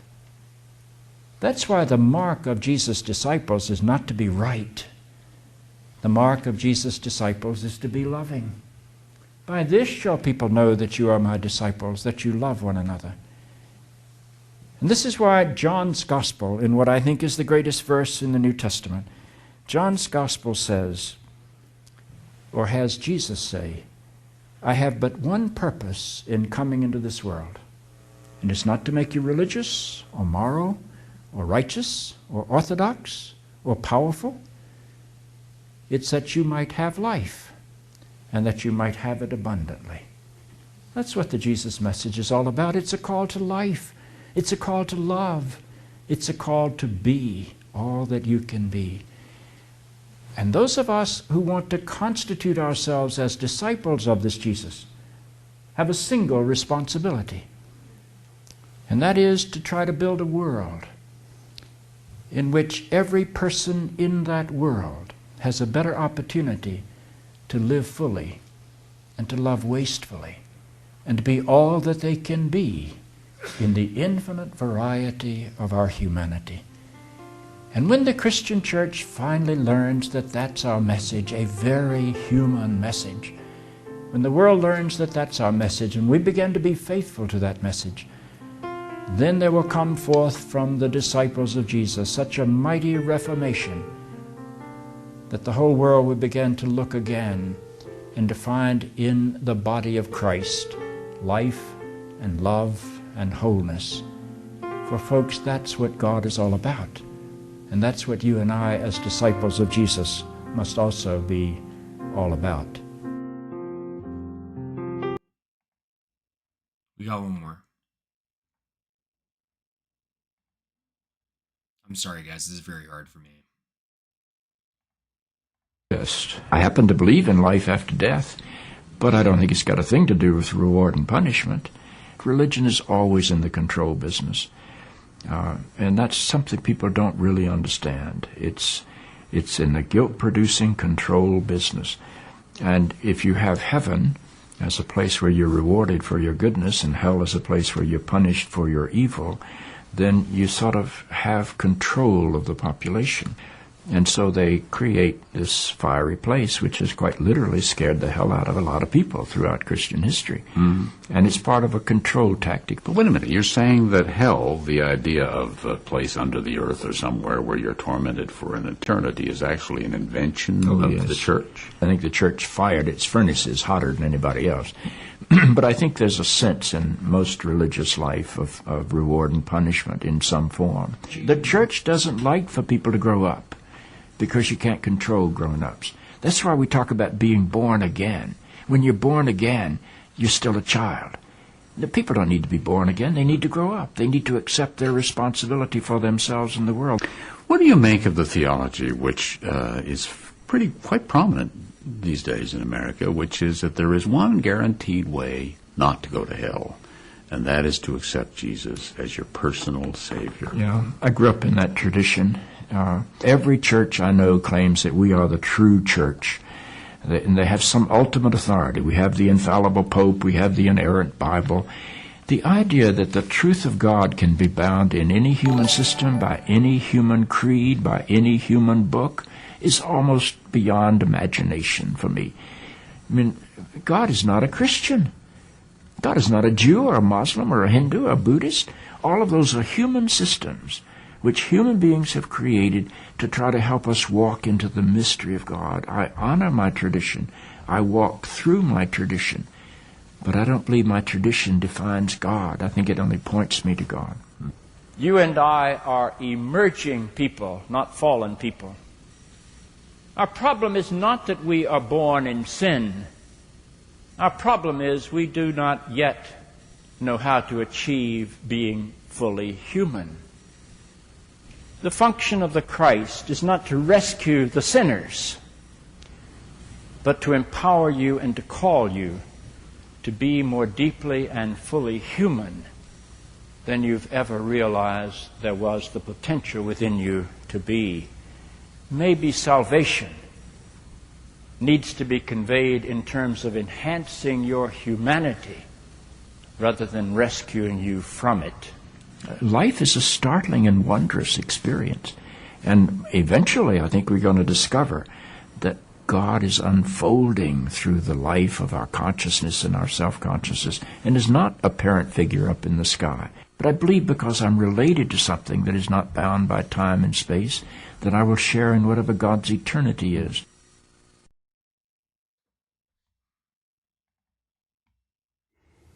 How is it that you've come? No, I think I've seen enough from him.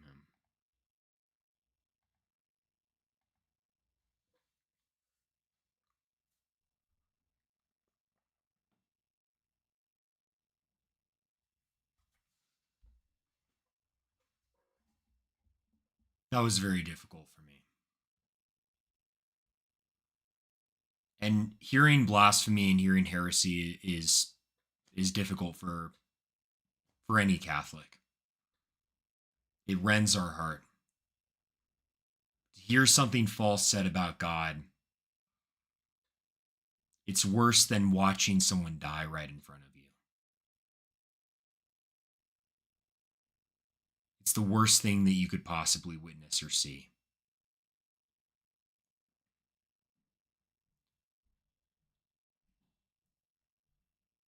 It was difficult to watch that, though, because I grew up in that. That was my world. I was surrounded by that.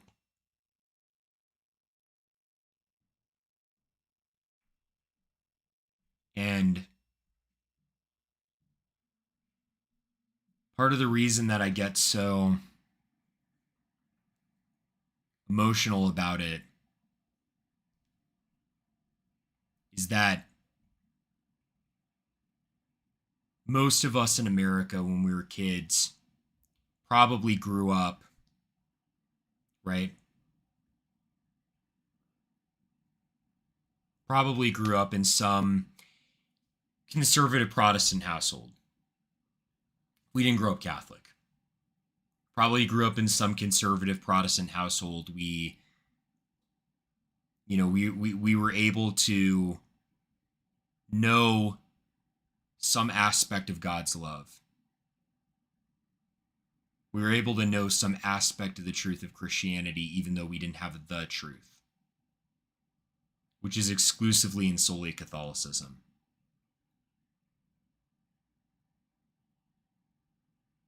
I didn't have that.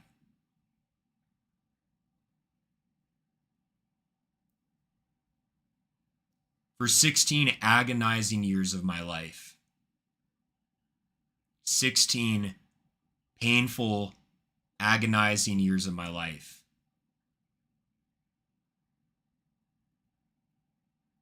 I didn't know God. I knew vaguely about him through osmosis. I was taught that fundamentalism, not making fun of Protestants, but fundamentalism as in believing in Christianity, believing in the fundamentals of Christianity was wrong and bad. I was taught that Jesus was just a nice hippie who wore sandals and told everyone to share with each other, and that the, greatest virtue is just to generically love people according to the cultural custom of the time.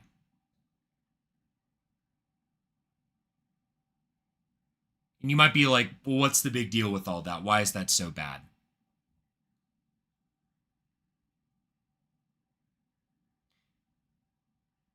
When you hear that as an adult who has a formation and you know something of Christ, and you know something of his love, and you know something of his truth,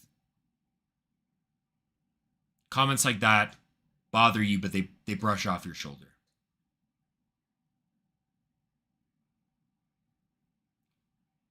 But for 16 long, agonizing years of my life, That was my life. Besides the brief glimpses of God that I was given. And that was 16 years of not knowing why I was put on the earth. I didn't know why I was here. I didn't know what my purpose was to life. I didn't know why the world existed. I didn't know what brought everything into being. I didn't know why I was here. For 16 years of my life. 16 years. For 16 years, I was in a prison of being told that, well, we heard, God is about becoming more like yourself. It's becoming more like yourself and knowing yourself and you and this and that and you know, you need to become more human. It's about this human love and, you know, that's really, really nice when life's going grand, right? When everything's going grand and you can put God on the side, that's makes life very easy, doesn't it? You don't have to worry about sin. You don't have to worry about any moral code. You are your own God.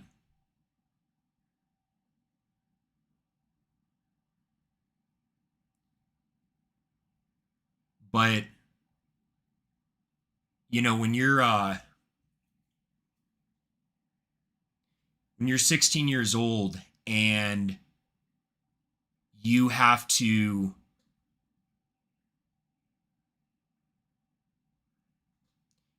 go up to your mom, who's your entire world, right? Your mom and your dad, who are both your entire world. And you have to tell them, I am alive right now because I couldn't handle the pain of knowing what it would do to you for me to not be alive, but I want to kill myself.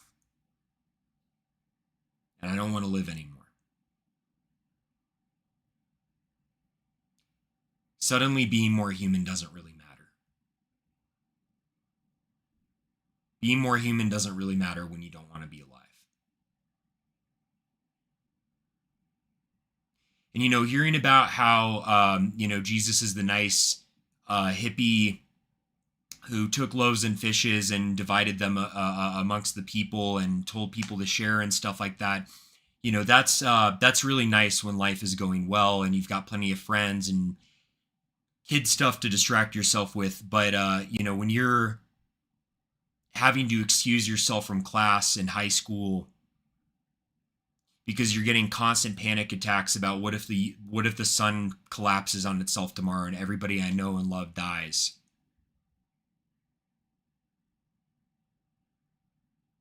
Being racked with the difficulties of growing up and not feeling like you matter. Suddenly the story about Jesus being a nice hippie who wore sandals doesn't really matter a lot more to you anymore, does it?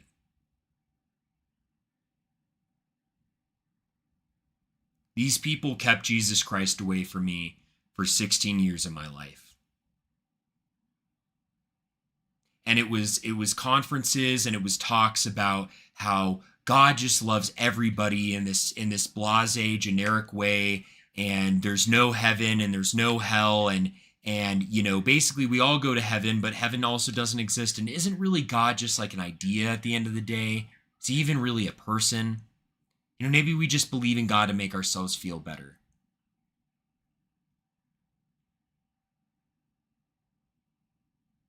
Well, a God that you believe in to make yourself feel better doesn't really amount for much when you want to put the cold steel of a loaded pistol to your temple and blow your brains out. It doesn't really much matter when you want to walk in front of traffic and you hope one of those cars hits you and kills you on impact so you don't have to experience what it's like to be alive anymore. the pain of your friends getting older from childhood and leaving you, and the terror of becoming an adult and realizing that the world is actually not a very fun place. It's actually very scary and harrowing, and it's full of violence and people wronging other people. That's when that kind of image of a personal, nice to everybody Jesus doesn't really kick in. But then there's that image. And then there's Jesus Christ. There's what we say, what we want God to be, and our own idea of God. And then there's really God.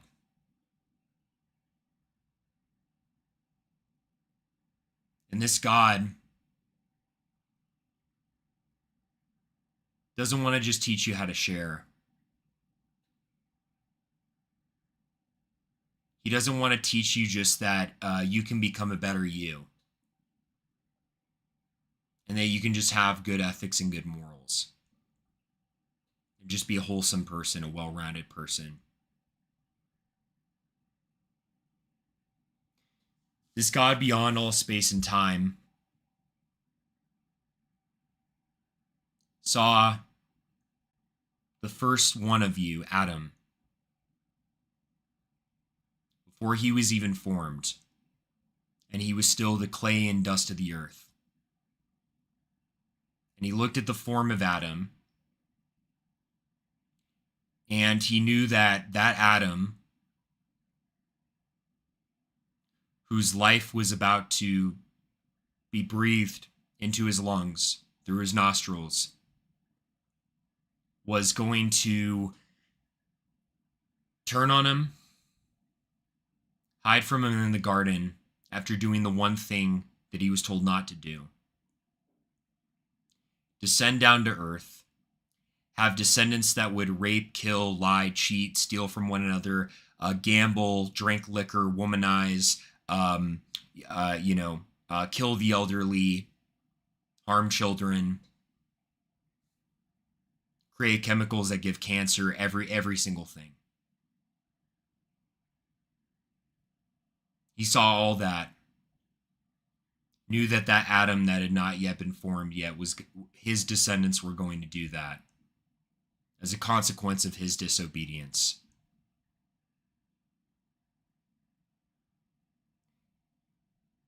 Not only did God still breathe life into that Adam's lungs and give him life, that gift that only he can give. When that Adam turned on him and betrayed him, and looked the other way,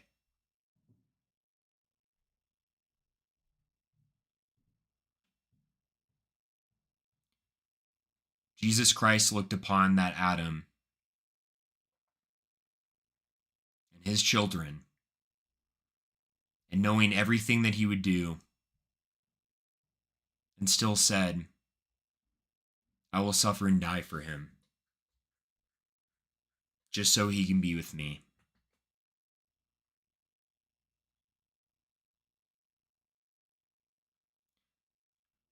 The life of that boy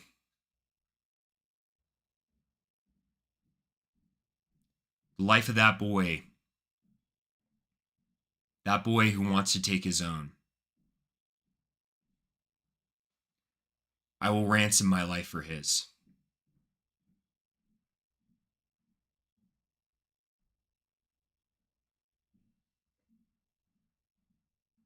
And man, I'm not trying to be like a crybaby or anything like that, but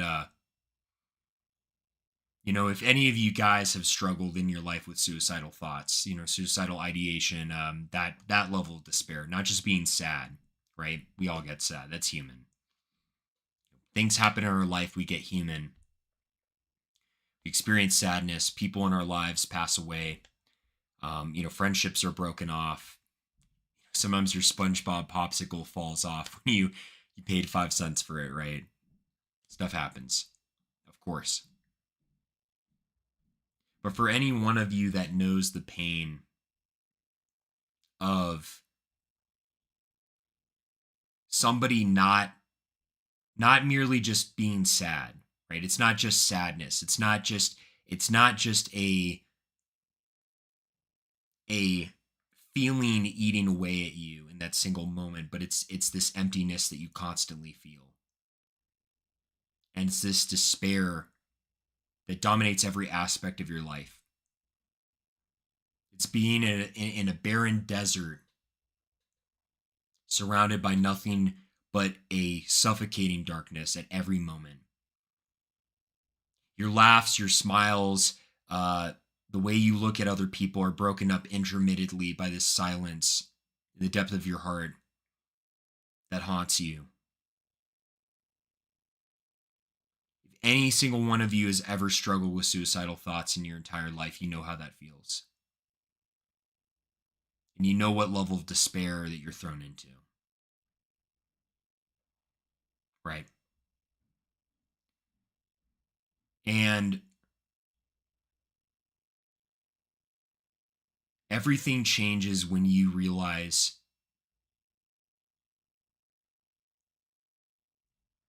that the reason you can't take your life, the reason you can't throw your life away, is because he already ransomed his life for yours. Really changes everything.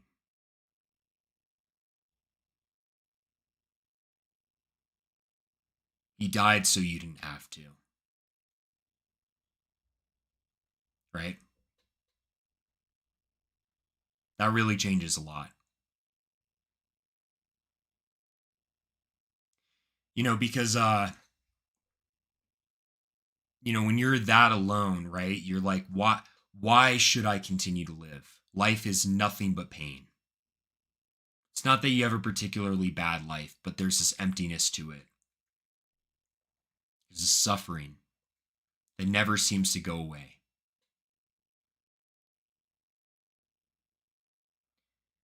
When you realize that there was a man from Galilee born in a manger, raised as a carpenter, that went through all manner of torture and torment and pain and suffering, not only experiencing your suffering, but experiencing the suffering of the entire world, the entire cosmos, and throughout time and space. And he chose to suffer and die on that cross so you wouldn't trip that hammer of the gun,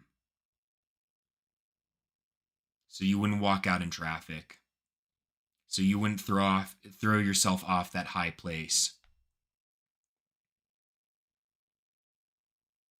That he died so you didn't have to. It really changes everything.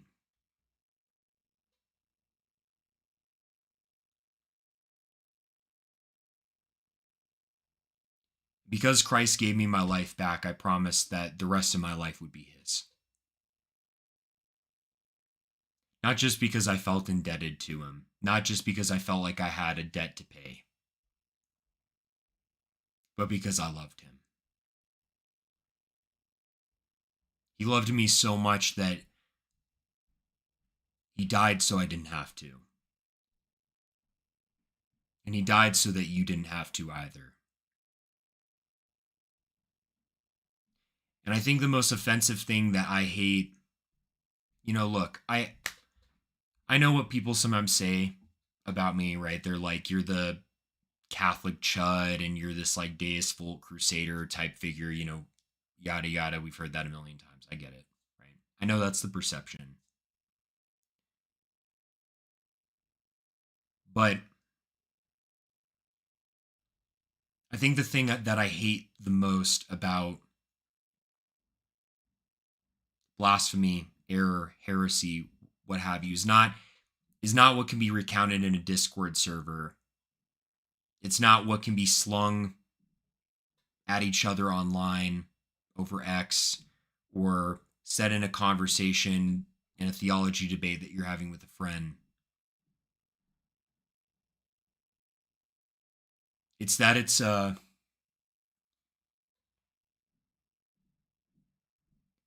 denial of that God who died for you so you didn't have to die.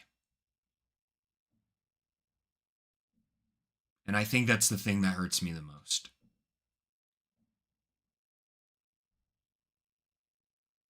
Ultimately, when you boil it down, it's not about being a LARPer or thinking you're some, inquisitor from the 1400s or whatever, and standing face to face against something that's untrue, something that's heretical, something that's blasphemous.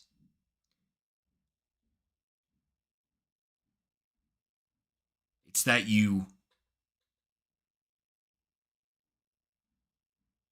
it's that when Christ is walking the way to Golgotha,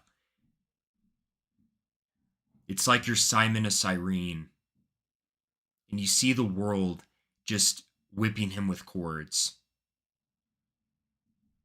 and spitting at him and cursing him. And you of all people have no reason out of your own selfishness and self-concern to really care. Right? As you know, you go through your day and probably thousands of people die every single day. And you just mind your own business.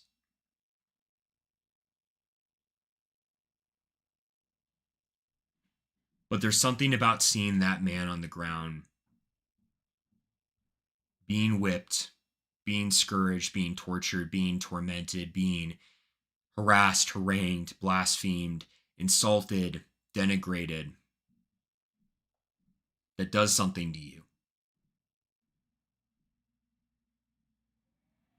There's just something different about him, and you don't know why. In that moment, you can't place your finger on it.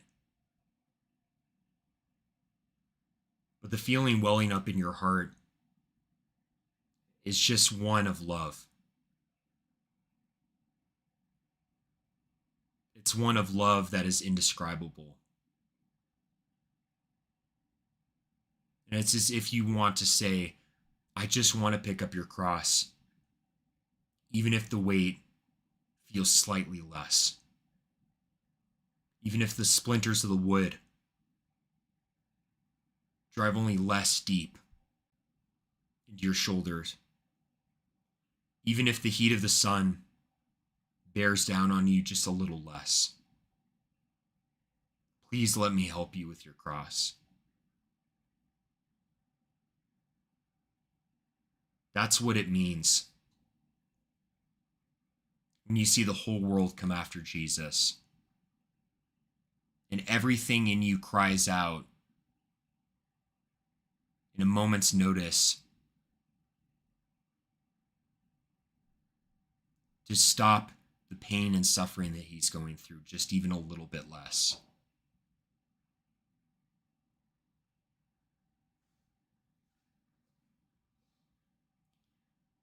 That's why I do what I do. If you were to sum up my life and you were to sum up everything that I am and everything that I believe and everything that I try my best to embody,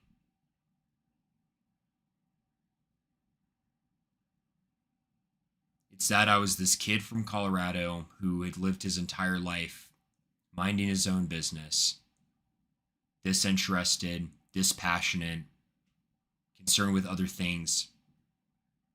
And then one day I saw this man from Galilee on the ground being whipped and cursed and beaten and insulted by the entire world, and something within me just said no. I know I maybe can't stop it, but if there's one thing that I can do, I just want to make that cross hurt a little less. I can't stand to see the injustice of someone suffer like that. And that's the totality of what I try to be.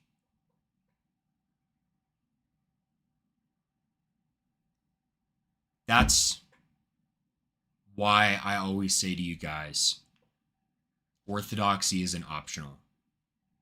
It's not to just be edgy. It's not to just go on TeePublic and buy a shirt that has, graphic design on it. And it's like, oh, there's the skull with the knife in its teeth and all.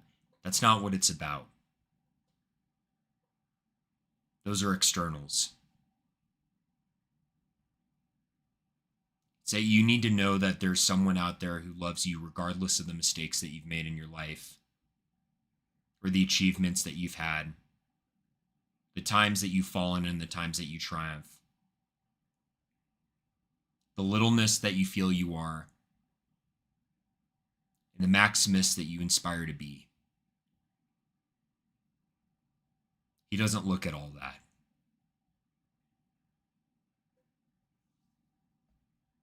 He just looks at you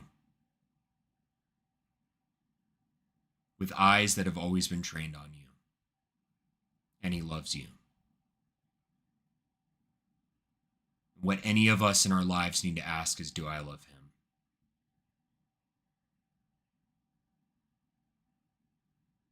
Who traded his life for mine?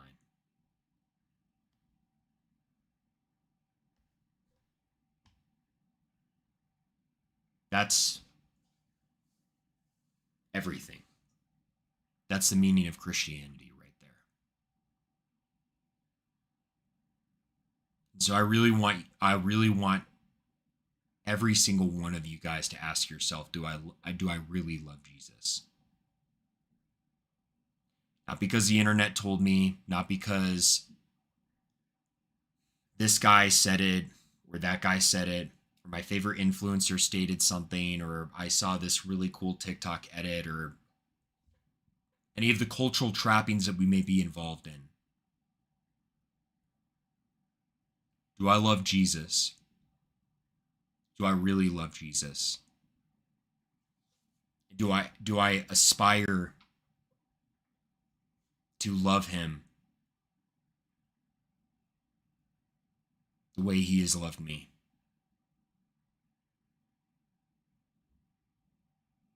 I want every single one of you to ask yourselves that. It is the most life-changing question you can ever ask. So, dog sucker punches dude in the face. That's a pretty good that's a pretty good cute little video to break up the tension.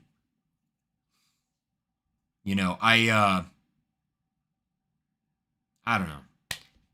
I get some people don't really like that I get very emotional and stuff like that. Sometimes that kind of bothers me. I'm not trying to be a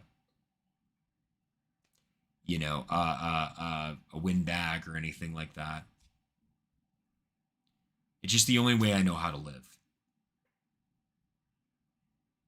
It's I know a lot of people don't like it, but it's the only way that I know how to be. I want to live in what's real. And there's nothing greater than what he has to offer us. You know what I mean? That's just everything, man. That's just everything. And you guys are saying really sweet stuff in the chat. I really appreciate that. That means a lot to me, dude. You guys are the reason why I do it.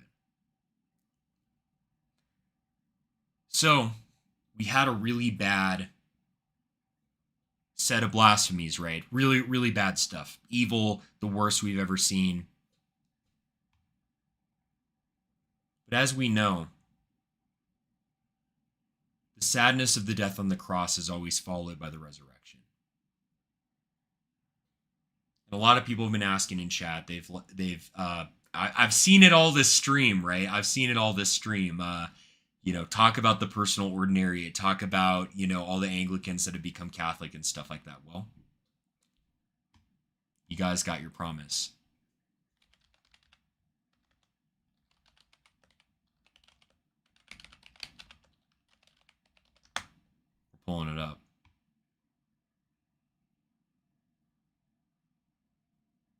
goodness.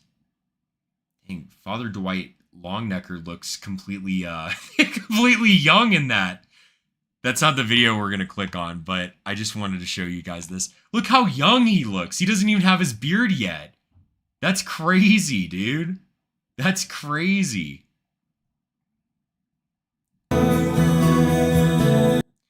This is Monsignor Graham Leonard.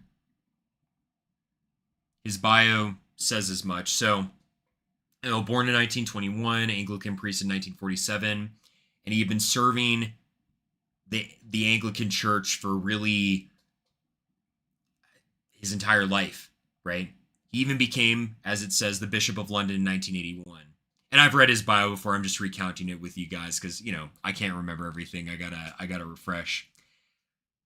And he was a extreme conservative within the Anglican community. He readily opposed all the errors that they were getting into. I remember the question of, I think, women's ordination in the Anglican communion came up around the early 90s, if I'm not mistaken, and they had a whole synod. It was the Lambeth conference that happened around the 90s that kind of started to delve even more into permitting women's ordination. Although I know the Episcopal Church of America was already kind of doing that stuff. Oh, Awolf said, that's a great video, BTW. Everyone should watch it. He still has a pseudo-British accent in it. Father Dwight Longnecker does. That's actually super funny. Pray for the Church of Germany too. Hope they haven't send another Ratzinger. Very true. I think they will. We're gonna get Pope Uncle H. No, I'm playing. But we all know what Big Ratzinger was up to when he was a kid. We all know. Type 2 Novus Ordoites were tapped in. We know the grand plan. Carl Adam, we know what side he was supporting during the war. Ro Lumen Gentium, by the way. If you guys, that's a little bit of a Pine Sap, if your address was a name, what would it be? Dude, are you asking for a dox or something? What's going on, Sporty? What are you asking for? Right? Maybe we'll look it up on stream, but if you guys are ever interested, Carl Adam, who basically wrote Lumen Gentium during Vatican II, just look up in the years 1940 to 1945, what side he was on or what have you. It's a very interesting little deep dive, right? Kind of, the new trads with their, glasses, their, dysgenic, gynocentric chins and, barely hidden by their pube beard, doesn't really seem to fit with their vision of the council. Those who attended and influenced the council seem to be a little bit different. Not modernists, very Orthodox Catholics, but very outspoken for a certain political party. So, put that little feather in your hat. Put that little feather in your cap. Actually, you need my hug, Sap. Well, we can go meet up in. Dude, there's plenty of places in Denver or Colorado Springs we can meet up. Let's go there. Let's go meet up in Denver. If your phone number was your social security, what would it be? Dude, so true. If your phone number was your social security, what would it be?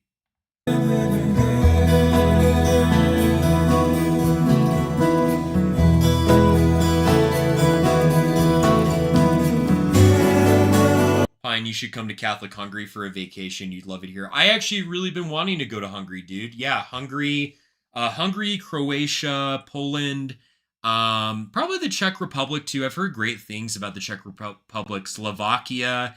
I've wanted to go to all the Visegrad countries and stuff like that, so I'd love to go over there, man. Honestly, I think it'd be a great trip. I mean, I've heard great things about Hungary.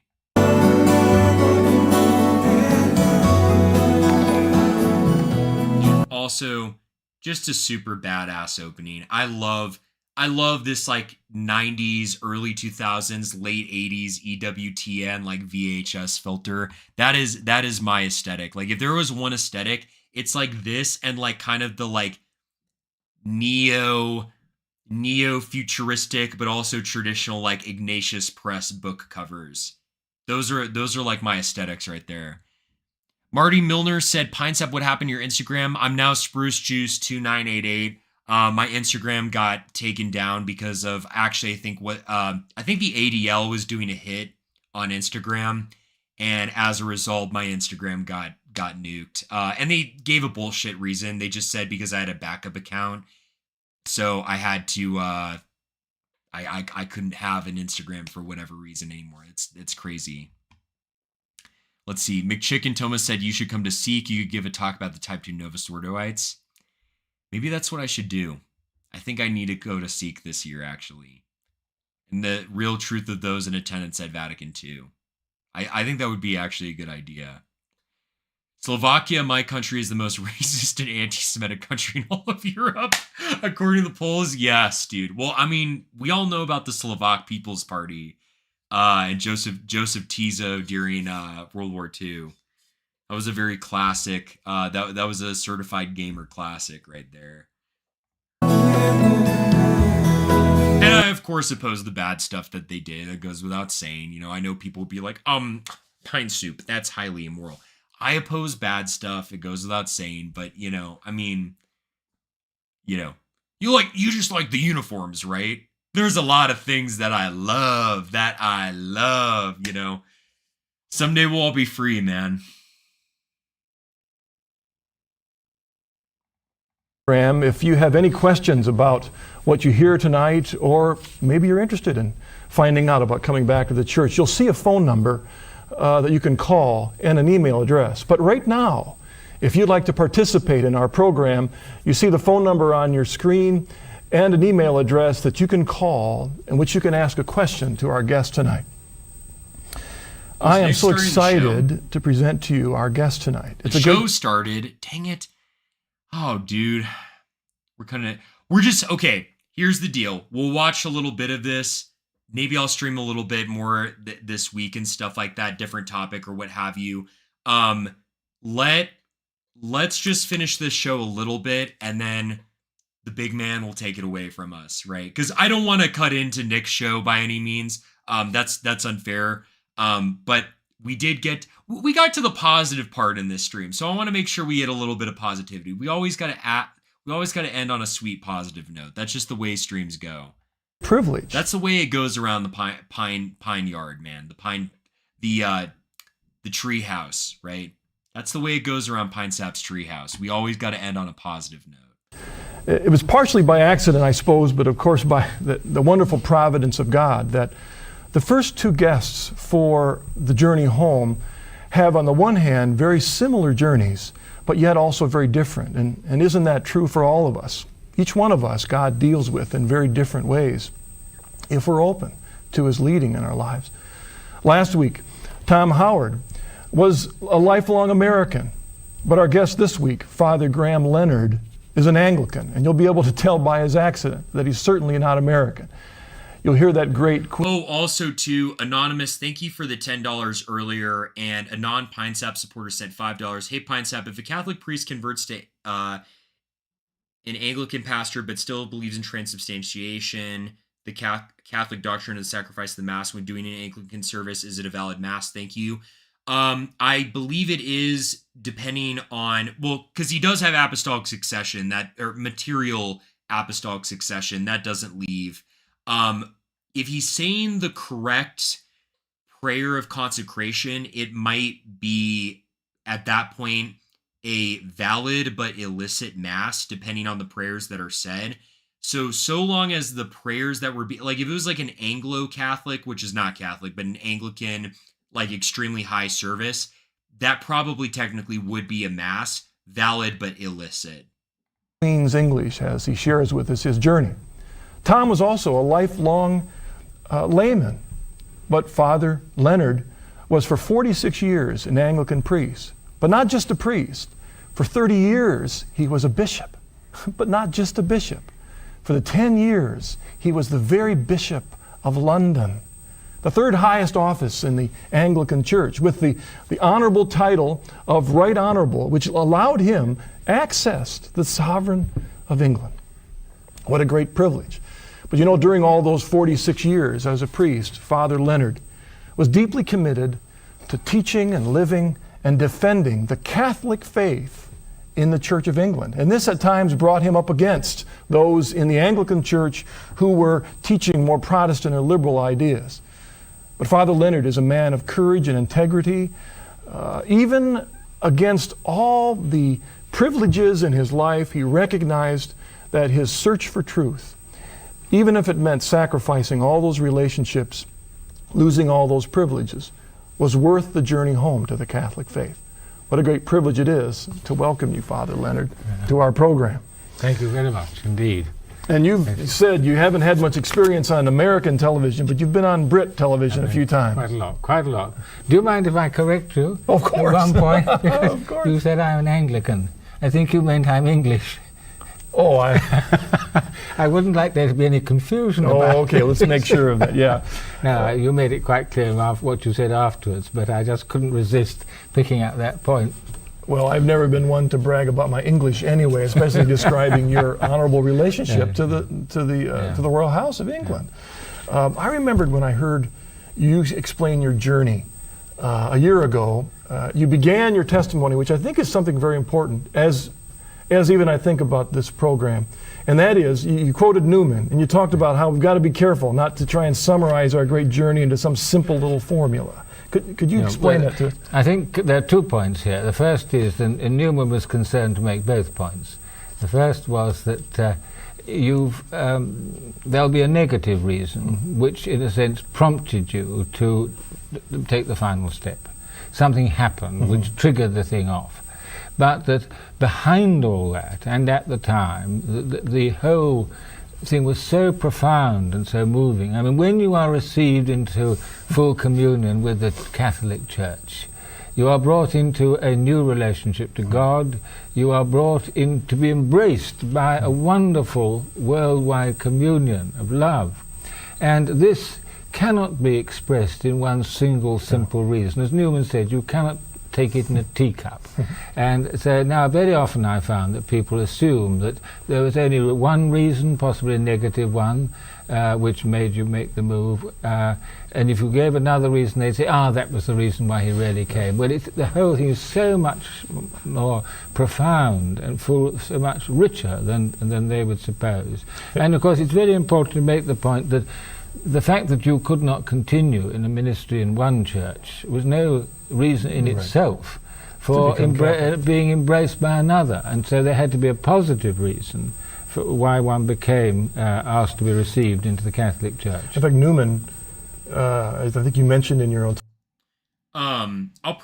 we could probably watch Monsignor Graham Leonard's story a little bit more on another stream, because I know we gotta let Nick take the show. What I will say, just as a very beautiful quick aside, the personal ordinariate for former Anglicans within the Catholic Church is very beautiful. We can go in the history of that next stream. It's absolutely gorgeous. It's a gift from God, and it will help save the white race. I really do think it will help save white people, not only the birth rates, but white people's soul as well, because our people need to be converted to our traditional faith, the true faith, the Catholic faith. And so I'm very thankful for the personal ordinariate that is an embodiment of Catholic orthodoxy and beauty. It's interesting because during the not 1900s, the 1800s, when St. John Henry Newman, W.G. Ward, who was the editor of the Dublin Review, which was a very radically Catholic magazine, contrary to the Rambler, which was very liberal and tepid, and Cardinal Manning, who is like one of the central fathers of the First Vatican Council and a staunch defender of papal infallibility. And there were some other examples in there as well. Like I believe Ambrose St. John. These men were just on fire for the faith. They like some of the quotes you'll read from St. John Henry Newman. He has one, and I'll probably post it later, where he says, I want to be medieval. I want to be reactionary. I want to be everything. I want to be intolerant, dogmatic, everything that they say they hate. I want to be that because I want to embody the love of God. So to paraphrase, right? These men became such staunch defenders of Catholicism, and they became such great champions of Catholicism that I think we're seeing the fruits of their sacrifice come alive today. You know, a lot of us in the English-speaking world, we read their books and their testimonies. Father Frederick Faber is another example. Like, I've been very nourished by his spiritual works, like his book on the precious blood, or I believe he's got one on the Sacred Heart, if I'm not mistaken, right? These books and these works are so spiritually nourishing, and they all come from former Anglicans who embraced the truth of Catholicism and brought the treasure of a desire to be an Orthodox Catholic into the life of the church. And I think that just changed everything forever. And so I highly recommend, if you live in the Anglosphere, just, as a Catholic, read these men, read their works, read what they have to say, and really embody the same spirit of orthodoxy that they believed in so that you can be a true Catholic. You can be the best Catholic that you can possibly be. With that, since Nick got started, we'll say our goodbyes. And so I thank you all. I thank you guys so much for bearing with me with this stream. I know we heard a lot of difficult stuff, but I think this was really important to talk about. There's one thing that you ever remember that I tell you: orthodoxy is not optional. The Catholic faith is how you know the love of God. God loved you so much that he gave up his life for yours. And so with that, embrace your Catholic faith, because that is to embrace the love of God. And with that love, set the world on fire. God bless you guys. I love you guys. Per usual, it was super awesome, and I look forward to seeing you again. And with that, I'm signing off.